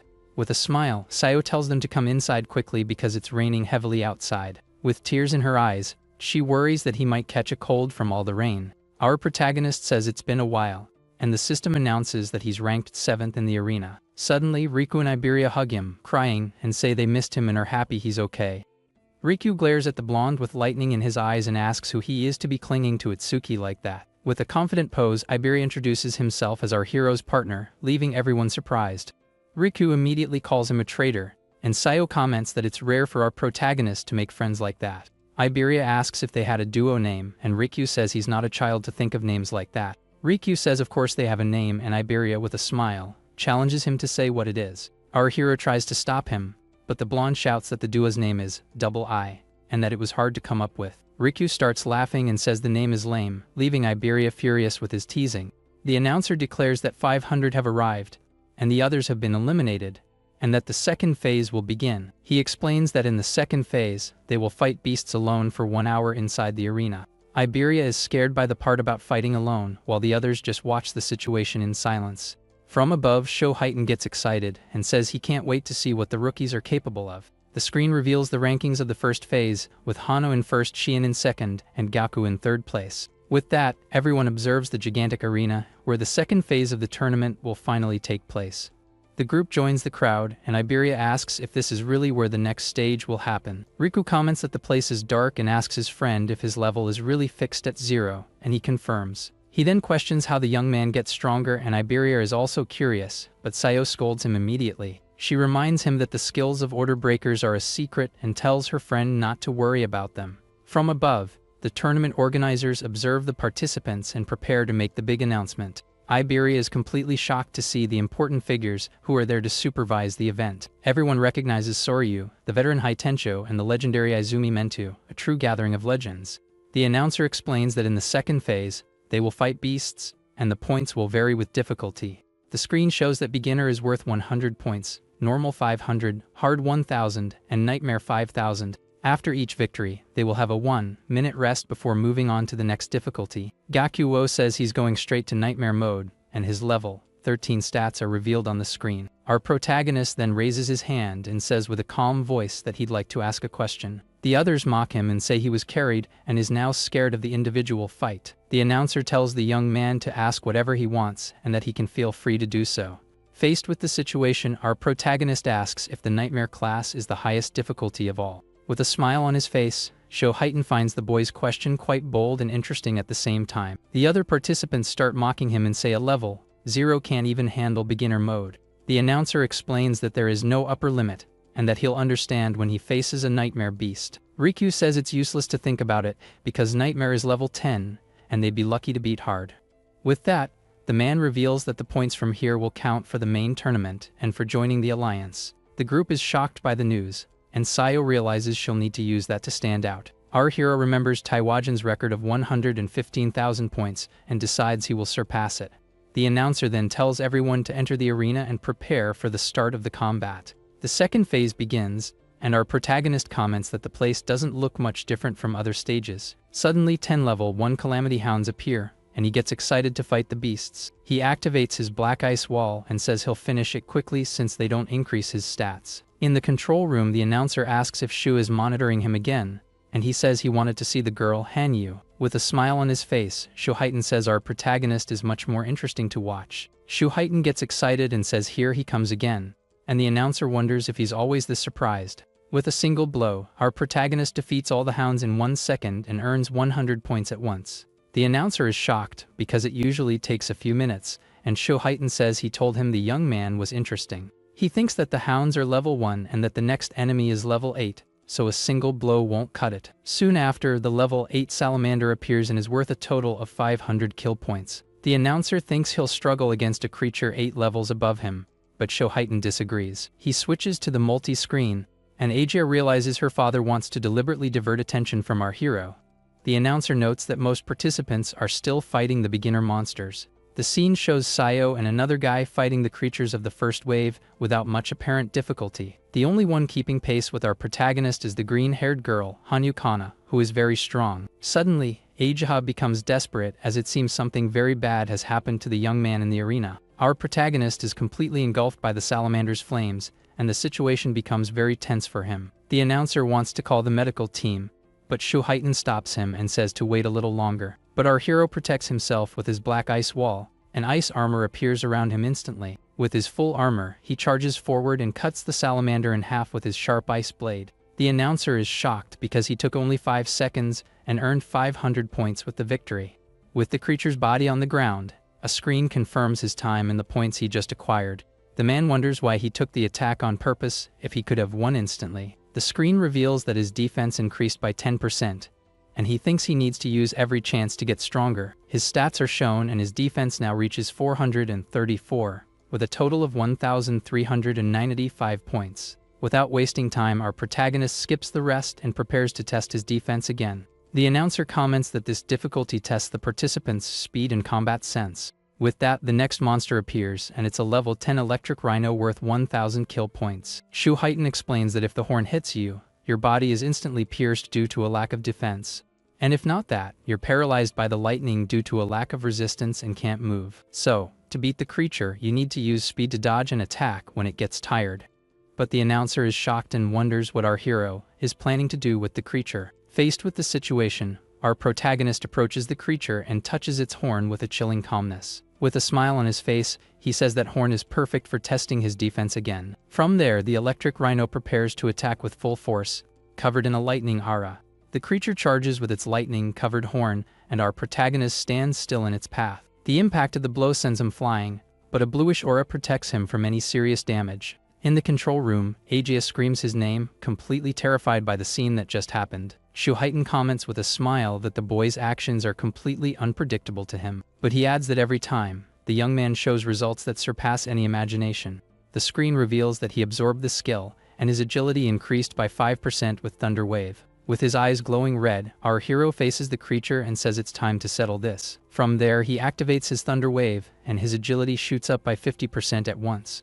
The rhino gets furious with the young man's audacity and prepares to attack again with everything it has. Our protagonist then dodges the attack with absurd speed and passes by the creature. Without wasting time, he gets on the creature and finishes it with an ice blade, earning 1,000 points in 7 seconds. Shoheitan says he was faster than him in his youth, and that he didn't even use his full power. The announcer then announces with a serious voice that the next creature is the one everyone fears. With swift movements and sharp claws, it tears its enemies to shreds in the blink of an eye. It also has a giant mouth that spits iron chains and swallows everything in its path. To top it off, it has a huge body covered in a tough exoskeleton armor. The announcer explains that because it has all this, it is the most powerful and ferocious beast in the preliminaries. The screen reveals the Purgatory Giant level 15, worth a total of 5,000 kill points. Without a second thought, our protagonist activates his true piercing sphere and launches the attack. The system confirms the monster's defeat, and the sphere's speed increases by 200%. In the control room, the announcer and Shoheitan are completely shocked by the instant victory.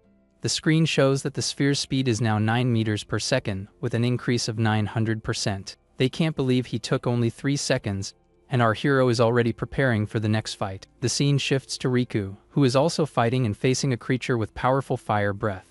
Sayo activates her water bullet and says that if she defeats the remaining 2, she'll advance to the next class. Gakuwo skipped the rest, and is confident he'll be the first to reach the normal class of the tournament. A camera confirms that the Nightmare class was completed in 21 seconds, ranking him first. Hana Hanyu has already cleared the normal class and is recovering her mana before the next battle. Sayo, Gaku, and Hana wonder who's faster than them, and the girl is sure it's Atsuki. Back in the arena, our protagonist faces the monster's body and says he'll move on. In the control room, the announcer can't believe he killed a level 15 giant with a single blow. With a wicked smile, Shoheitan orders the difficulty to be increased to see how far the boy can go. The screen announces Phase 2 with 2 giants, and our hero thinks they just increased the numbers. With that, the two gigantic creatures charge towards the young man with everything they have. Faced with the situation, our protagonist readies his sphere and says he'll take one of them down while they're screaming. The screen confirms one's defeat, and the sphere's speed increase, which now reaches 1,100%. The announcer is shocked and wonders if that sphere has any kind of power limit, but Shuhaiten explains that despite being powerful, the young man's ability has a fatal flaw. With that, the remaining giant charges with absurd speed towards our protagonist. He's surprised and realizes the creature's speed is greater than anyone he's ever faced. In the control room, the staff comments that giants are mistaken for being slow due to their size. He explains that, in fact, despite their size, they are the fast and agile type. The screen reveals they have no mana, but in return, all their other stats are much higher. Our protagonist then prepares another sphere to try and hit the creature before it's too late. The attack hits the monster head-on, and the screen shows its stats of 300 in agility and defense. But to his surprise, the giant dodges the sphere, and our protagonist is completely shocked. In the control room, they realize the sphere is slow and that the young man used the creature's roar to attack. So, if he doesn't increase the attack speed, he won't advance, and the monster attacks him with a punch. Our hero barely dodges, and the giant's blow creates several shockwaves on the arena floor. The impact of the punch is so strong that it kicks up a large cloud of dust and destroys everything around. Faced with the situation, he realizes the attack can be dodged and needs to change his tactics to win. Shuhaiten thinks that if he continues using the skill knowing he'll miss, it's because he has no more tricks up his sleeve, but with a wicked smile, our hero says that since the creature is fast, he'll close the distance. From there, he activates his thunder wave and covers himself in lightning to increase his speed. The two charge at each other, and the giant prepares another devastating punch with all its might. The blow hits the ground and creates a crater, but our hero continues to advance amidst the chaos. In the control room, Ajiao is completely terrified by the scene and covers her mouth with her hand. The announcer panics and says the attack is too strong and orders the rescue team to be called. But Shuhaiten stops him immediately and with a calm voice asks him to wait a little longer. He agrees that the giant's power is immense, but it seems he still has a plan in mind. After all, the giant's power means nothing if it can't hit its target. The monster then prepares to attack again and punches the ground with all its might once more. Suddenly, our protagonist taunts it and draws the creature's attention towards him. The giant turns and is completely shocked to see our hero right behind its head.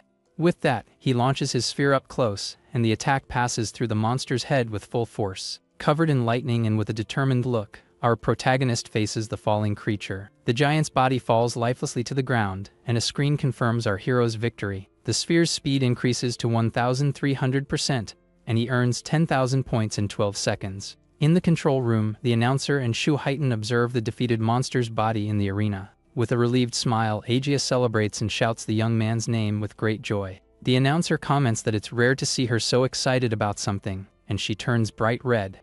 Embarrassed, she says she was just praying for everyone's safety and it was no big deal. The announcer notes that she's become much more talkative since the last time they saw each other.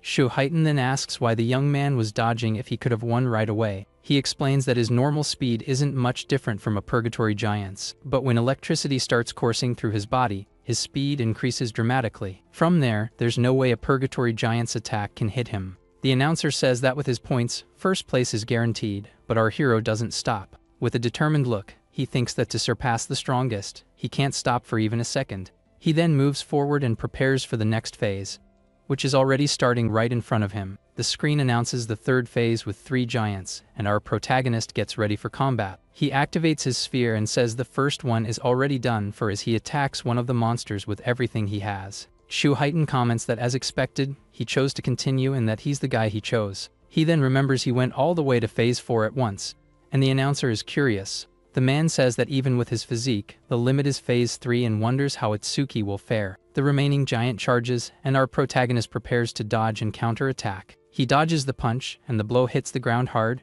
kicking up a lot of dust and rocks. With his thunder wave, he increases his agility, gets behind the creature, and closes the distance. The screen confirms the second monster's defeat, and the sphere's speed increases to 1,700%. With a calm look, he turns and says that as for the third monster, it will be a different story. With that, the third giant opens its enormous mouth and tries to devour our protagonist with everything it has. The creature stares at the young man with its glowing red eyes and chains flying everywhere. Due to its gigantic body and tough armor, the monster seems like a very powerful enemy, but our hero says he'll tear it apart from the inside out and activates his Lotus Burst at maximum power. From there, he launches his fire attack with full force right at the giant's face without a second's hesitation. The skill explodes with great force, and the system confirms the defeat of the level 15 creature. In just 13 seconds, he earns another 15,000 points, and the screen shows his absurd new record. In the control room, the announcer is completely shocked, unable to believe what he just saw. Soon after, he recognizes the fire skill and says it was the same one that eliminated many in the first phase. With the attack, our protagonist spends all his mana, and his tank is completely empty in the process. But he knows that as long as the monsters keep appearing, his passive mana skill will recharge it all again. The screen announces Phase 4 with 4 giants, and his mana immediately rises to 124. Shoheitan hears that if the boy passes, he will surpass him, as only Jin Taiwa has come this far before. With a smile, he says he can't wait to see how far the young man will go as he moves swiftly. Our protagonist thinks that the faster the sphere gets, the greater its accuracy on the final target. He thinks that if he increases the speed a few more times, he'll be able to hit the creatures from a distance. But his mana is limited, and he can't waste a single shot of his piercing sphere. Suddenly, one of the giants roars and shoots several chains from its mouth towards the young man. Faced with the situation, our protagonist prepares his sphere, but the monster is faster than him. The boy is surprised, as he didn't expect the creature to be able to use chains. The chains bind him, and the giant slams him hard against the arena floor without mercy. The impact is very strong, and our hero is thrown to the ground with absurd force. Completely trapped, he realizes he can't move and is in a very bad position. From there, the giant crushes him with its gigantic hand to end it all at once. The pressure is so great that our protagonist's body begins to be completely crushed. The monster then steps back and observes the damage its final attack caused on the arena floor. Lying in the crater, our hero is badly injured, and it seems the fight is finally over for him. In the control room, the announcer panics and shouts for Shoheitan to go help the boy. With a worried look, Shoheitan wonders if this is really the end for our hero. He remembers his past and says the scene is exactly like what happened to him before. Shoheitan prepares to go, but the commander stops him, telling him to wait a little longer. With a calm look, Mendo Izumi says that our protagonist hasn't truly given up yet. The announcer panics and says that if they don't save him now, the boy will surely perish. But the commander assures him that he still has a card up his sleeve to turn the tables in his favor. The white-haired man asks how he knows, and the commander says it's in his eyes. The young man's eyes glow with determination, as he still hasn't accepted his end at all. With a blue aura around him, he activates Overmimesis and resumes the analysis he had paused. He remembers the fight with Rigi and the activation of the analysis on his Violet Thunder Cannon skill. The young man purposely stopped the analysis at 99% to use it in a moment like this. From there, the analysis reaches 100%, and a blue aura completely envelopes his body. The screen confirms the acquisition of Thunder Wave, and a blue lotus appears in the control room. The woman with glasses wonders if Aja knew about this, and Shoheitan is surprised by the scene. The screen reveals that the skill absorbs B-rank lightning attacks and increases agility by 100%. In addition, he gains 20 points in all stats and has his health and debuffs fully restored. With that, the Blue Lotus explodes, and our hero prepares to show everyone his new power. With his body covered in a blue aura, our hero says the warm-up is over, and the fight is about to begin. The announcer is shocked because his stats are absurd, and he healed faster than a healer. From there, he defeats 2 giants at once with his sphere, and the attack's speed increases. In 31 seconds, Phase 4 ends, and he earns 20,000 points with a confident look. With that, another giant is defeated, and the speed of his sphere continues to rise relentlessly. The screen reveals the speed is now 27 meters per second, with a bonus of 2,700%. Without giving them a chance, Phase 5 ends in 57 seconds, and he earns another 25,000 points. Soon after, Phase 6 also ends in 1 minute and 34 seconds, with another 30,000 points. In the control room, everyone is completely shocked and speechless at the scene they are witnessing. Sitting on a pile of bodies, he wonders if this is hell and who the real monster is. Lying on the ground, he wonders why the giants aren't appearing for the next phase anymore. The announcer says he never expected something like this, and is completely shocked by the situation. With a trembling hand, he prepares to press a large red button on the panel. Faced with the situation, the man says with a serious voice that the fight is over for our protagonist. Because of this, he reveals that the young man simply wiped out all the giants they had. The announcer shouts that he defeated all the purgatory giants they had prepared. Our protagonist is confused because he thought the difficulty had no defined upper limit. Standing on the bodies, he thinks the difference between him and Jin Taiwa can't be that big now. He also accomplished his goal of increasing the sphere's speed, and the screen confirms 12 kills. The sphere's speed is now 38 meters per second, faster than most cars.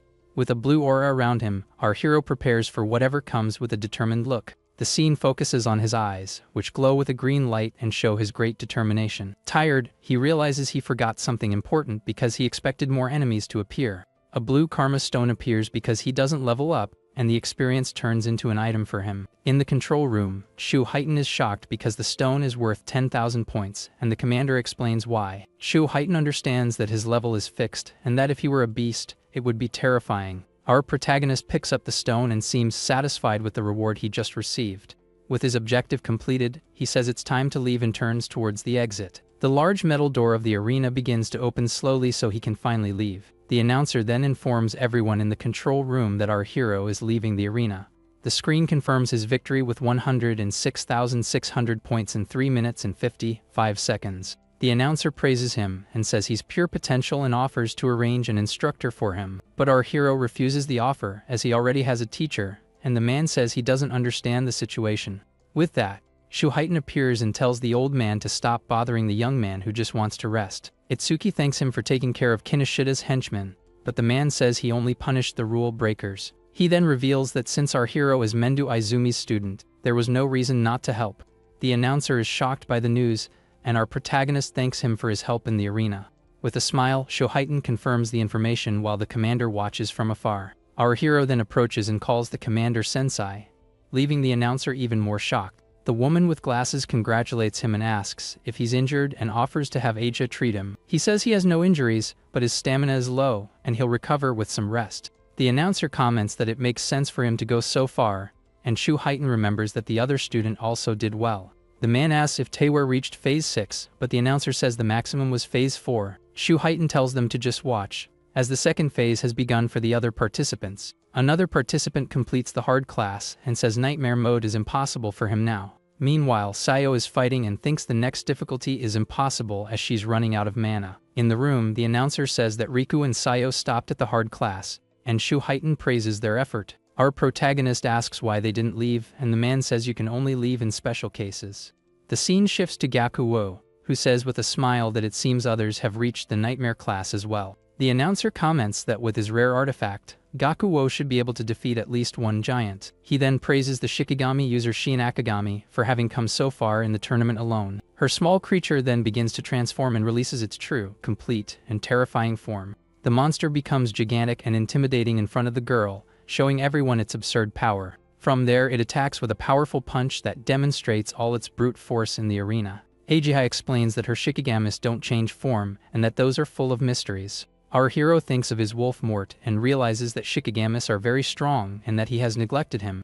Seeing that his friends have finished, he says there's no more reason to stay there and decides to leave. But as he was leaving, our protagonist notices something strange and is surprised by what he sees. He sees his partner Ibiri in red armor and with an incredible aura of power around him. The blonde reveals that it's the strongest epic armor his father, the Artisan King, has ever created. The screen reveals that the epic armor gives 100 points in attack and agility and increases every minute. Iberia says the artifact has a will of its own and chooses its master, and he struggled to get the item. But the young man knows that if he uses the armor for more than 15 minutes, he will suffer a penalty. With 1 minute of use, his stats have already increased by an extra 120 points in attack and agility. He thinks that the Nightmare class announcement was definitely Itsuki, and that he can't disappoint him. He then charges forward and shouts that together, they are the double-eyed duo and they're unbeatable. Our protagonist watches his partner with a smile and says he's looking great. Suddenly, a voice announces to everyone that the second phase of the tournament has finally ended for them. The announcer explains that only the top 10 advance and the first 2 receive a special reward. Lying on the ground, Gakuo is confident and says the special reward will definitely be his. With a serious look, the announcer says he will announce the top 10 qualifiers of the second phase.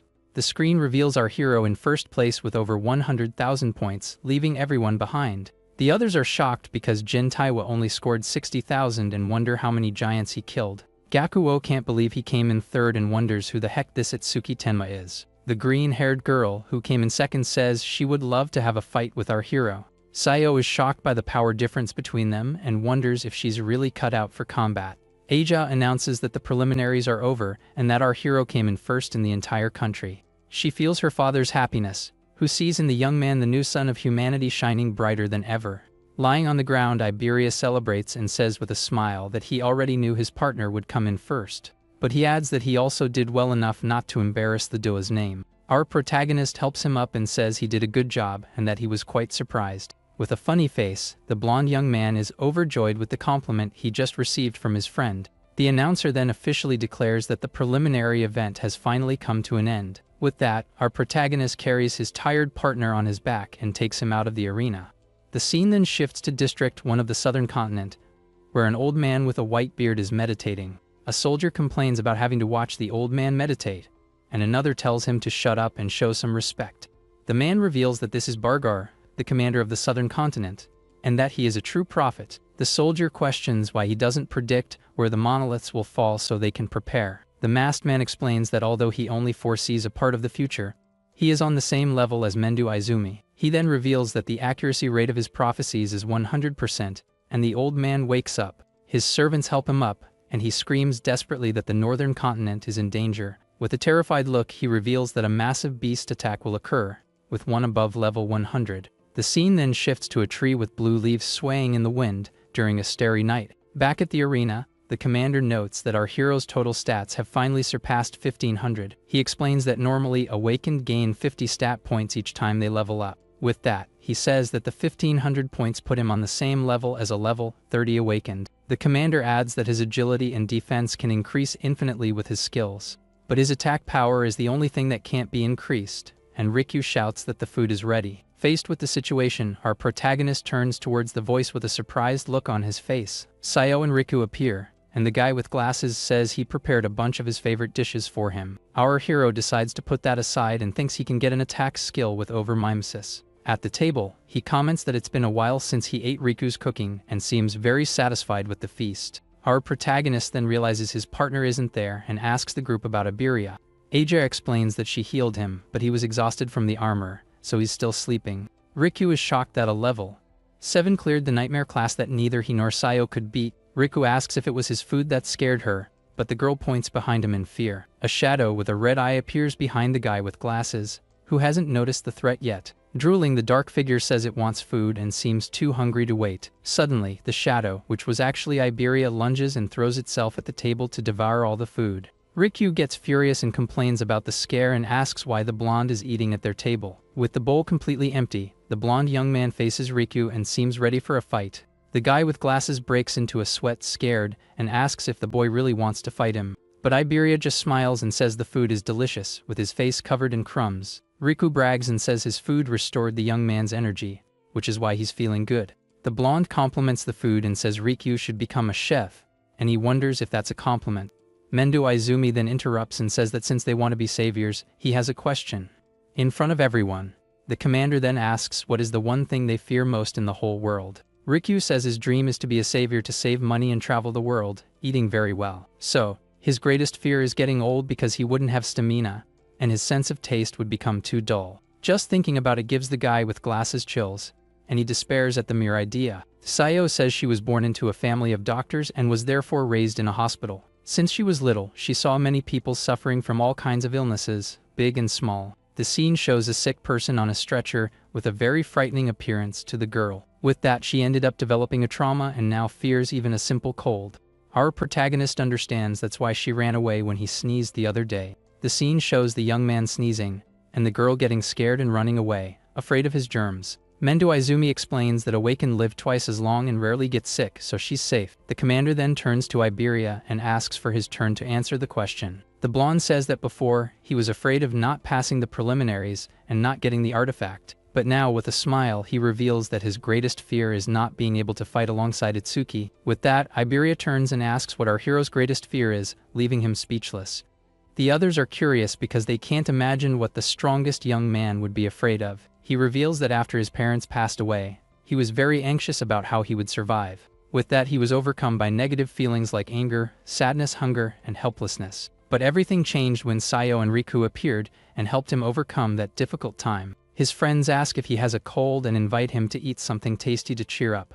With tears in his eyes, our protagonist says their kindness pulled him out of that negative world. After that, he remembers meeting Commander Mendo Izumi Ajaha and even his partner Iberia. With a calm look, he feels he has finally gained true companions to fight by his side. He then adds that it actually feels more like his family has just grown. With a smile, he says it's been a long time since he felt this relief and wishes it would last forever. Faced with the situation, he reveals that more than anything, his greatest fear was living completely alone. Aegea notices that his aura is gentle and calm, very different from the scary vibe from before. Iberia gets emotional and hugs him tightly, promising never to leave his side, not even for a step. The commander explains that the question was to see if they would have regrets, as that is forbidden. He adds that a passing without regrets is the ultimate goal of any and every savior. From there, the man tells them to finish eating and informs them that Sayo and Riku will return to the district tomorrow. The next morning, everyone says their goodbyes and promises to meet again at the Grand National Tournament.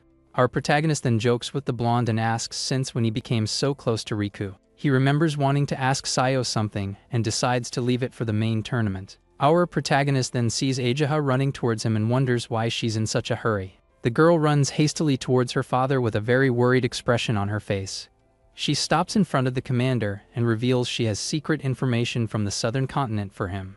The woman explains that the information is of the highest level and can only be revealed to the strongest. But the commander tells her to tell him everything, as he completely trusts the two young men there. She then reveals Commander Barger's prophecy about a beast attack on the northern continent. Iberia questions if the prophecy is reliable, but the woman says Bargar is the most renowned prophet. The girl suggests they flee, but her father thinks the target of the attack is likely himself. With that, he concludes that if he stays there, he will serve as a perfect bait to attract the beasts. His daughter insists they leave, and our hero offers to fight if they need help. The commander says he has already decided and has a task for the young man, who is worried about his safety. He orders the two to protect Aiden, Iberia's father and the greatest artisan of all continents. The blonde young man is confused by the order, and our protagonist thinks his master wants to send him away. Soon after, the commander turns to his daughter and reveals he also has 3 requests for her. He tells her to announce the attack, evacuate the civilians, and prepare the strongest for the great battle to come.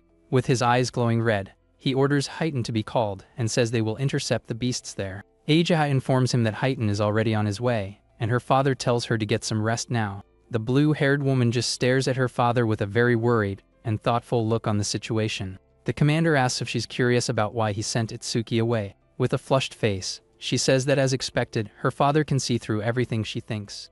The man explains that if the young man fights, he will expose his cards and the beasts will hunt him relentlessly. He also reveals that the young man has no attack power and that Aiden might have an artifact for him. With this item, our hero would become a perfect and complete awakened, with all his stats maxed out. The scene then shifts and several monoliths fall upon the northern continent, and the attack finally begins. Far away, the two are running, and Iberia says they still have 100 kilometers to go to reach his home. Faced with the situation, our protagonist gets worried and says they need to hurry to get there soon. Suddenly, the blonde young man shouts his partner's name and points at something with a look of astonishment. With a serious look, our hero turns in the direction Iberia is pointing to see what it is.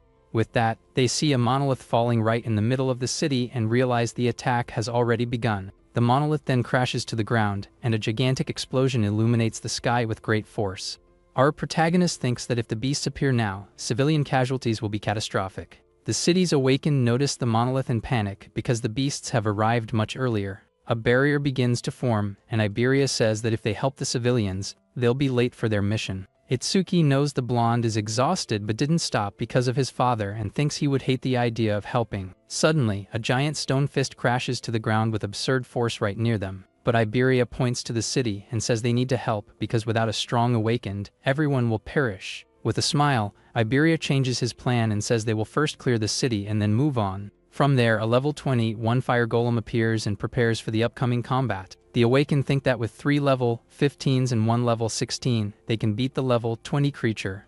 One of the men then activates his rock shield and shouts for the others not to break formation in the fight. He prepares to hold off the attack and tells his companions to look for an opening to counterattack. But the golem launches a fire spike that passes through everyone with impressive speed at the same time. The man with the shield can barely hold back the blow and screams with all his might that it's impossible.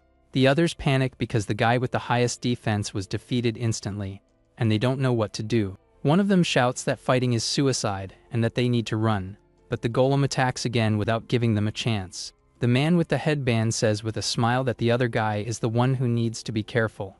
Suddenly, He is shocked to see a dark figure appearing right behind him out of nowhere to attack. Another guy begs for his life and launches his B-rank water cannon with everything he has. He wonders how he got caught but brags about being the natural enemy of fire beasts with his power.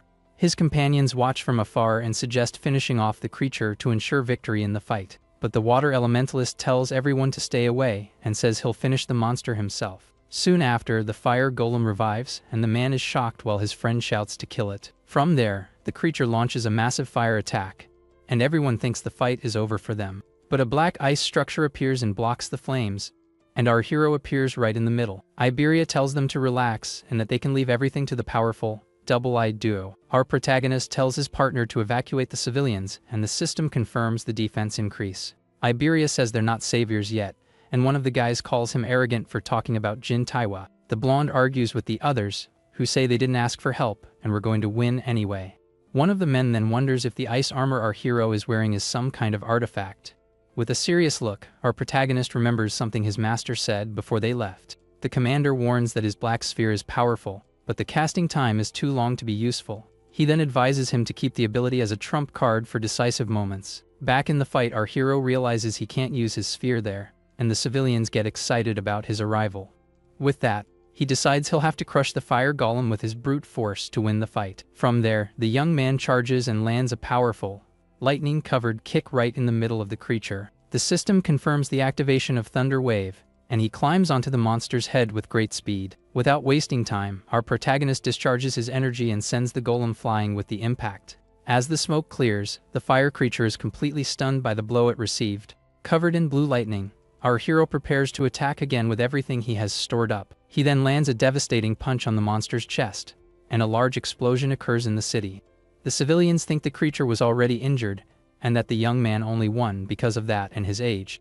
The man who was fighting before is completely shocked and speechless at the scene he just saw. He can't believe a level 20. One golem couldn't even touch the young man and wonders who he is. After the dust settles, the awakened realizes the golem was defeated, but the boy has disappeared. He brags, saying the young man only won because they weakened the creature, but admits his speed was absurd. He thinks the young man's power rivals a level 30, but it wasn't enough to take down the golem instantly. The screen reveals his agility, defense, and magic stats with the bonuses from his active skills. Iberia comments on his partner's speed, and our protagonist says that without power, speed is nothing. With a determined look, he realizes he needs to increase his attack power somehow. The blonde is surprised because he never thought of that, but says there's a way to solve the situation. With an excited look, he asks if his partner really wants a way to increase his attack power. Iberia reveals that his father's warehouse is full of artifacts, and that he will definitely give him one. He starts imagining our hero in incredible armor and drools at the idea. With a funny face, our protagonist asks what he's imagining, and the blonde tells him to hurry up. With that, the young man picks up his tired partner and says that if he doesn't push himself, he can fight if needed. Our protagonist then carries him on his back and runs at high speed with him completely terrified. The scene then shifts to night in the forest, and the two arrive at their destination after a lot of running. Iberia stretches and complains that his arms almost fell off, but they finally made it home. Our protagonist asks why he lives so far away, and the blonde says his father prefers the quiet. He reveals that the place is full of traps, and our hero notices the mana traces with his sense. Iberia tells his partner to stay close so as not to activate the traps, but our hero thinks of using his sense. With a smug smile, the blonde young man celebrates because it's finally his turn to lead the way, but he gets too excited and ends up stepping on one of the well-hidden traps. Completely embarrassed, he admits he forgot about the trap, and our protagonist asks if this is really his house. Suddenly, the mana waves become much more intense, and the blonde young man says this is the worst trap. From there, an epic iron golem appears with 500 attack and 300 agility in front of him. Our protagonist is surprised because he didn't expect his old man to have even humanoid artifacts. Without wasting time, the golem charges forward and tries to hit the blonde young man with a very powerful punch. But our hero dodges the attack with absurd speed, and the blow only hits the forest floor. The impact of the punch is so strong that it creates a large crater in the ground and kicks up a lot of dust around. He realizes that even the artifact is stronger, but he can't destroy it because it protects Iberia's father. With that, the young man asks his partner if there's a way to stop this thing once and for all. The blonde explains that the golem's power source is the Karma Stone located right in the middle of its chest.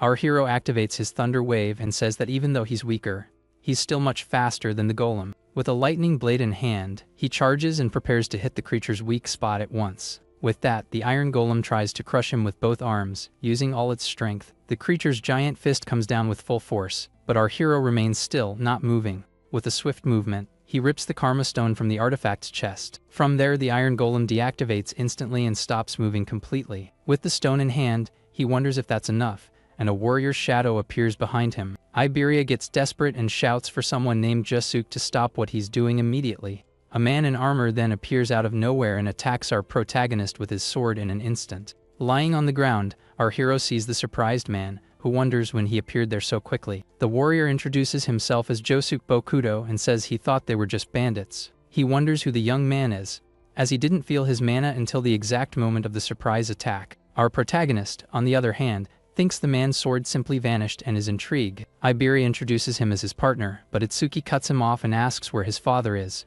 Jasuk informs them that the master is in the back but tells them to be careful when approaching. He adds that the old man doesn't seem to be in a good mood, and the scene shows his angry face. The blonde young man runs to his father and shouts excitedly that he finally passed the preliminaries. With a smile, he says he cleared the nightmare class and wants his artifact as his father promised. But out of nowhere, the old artisan slaps his son across the face, leaving him completely shocked by the action. With his hand on his face, the blonde young man asks why the heck he got hit for no apparent reason by his father. His father then shouts angrily and tells him to return the dragon equipment he took without permission.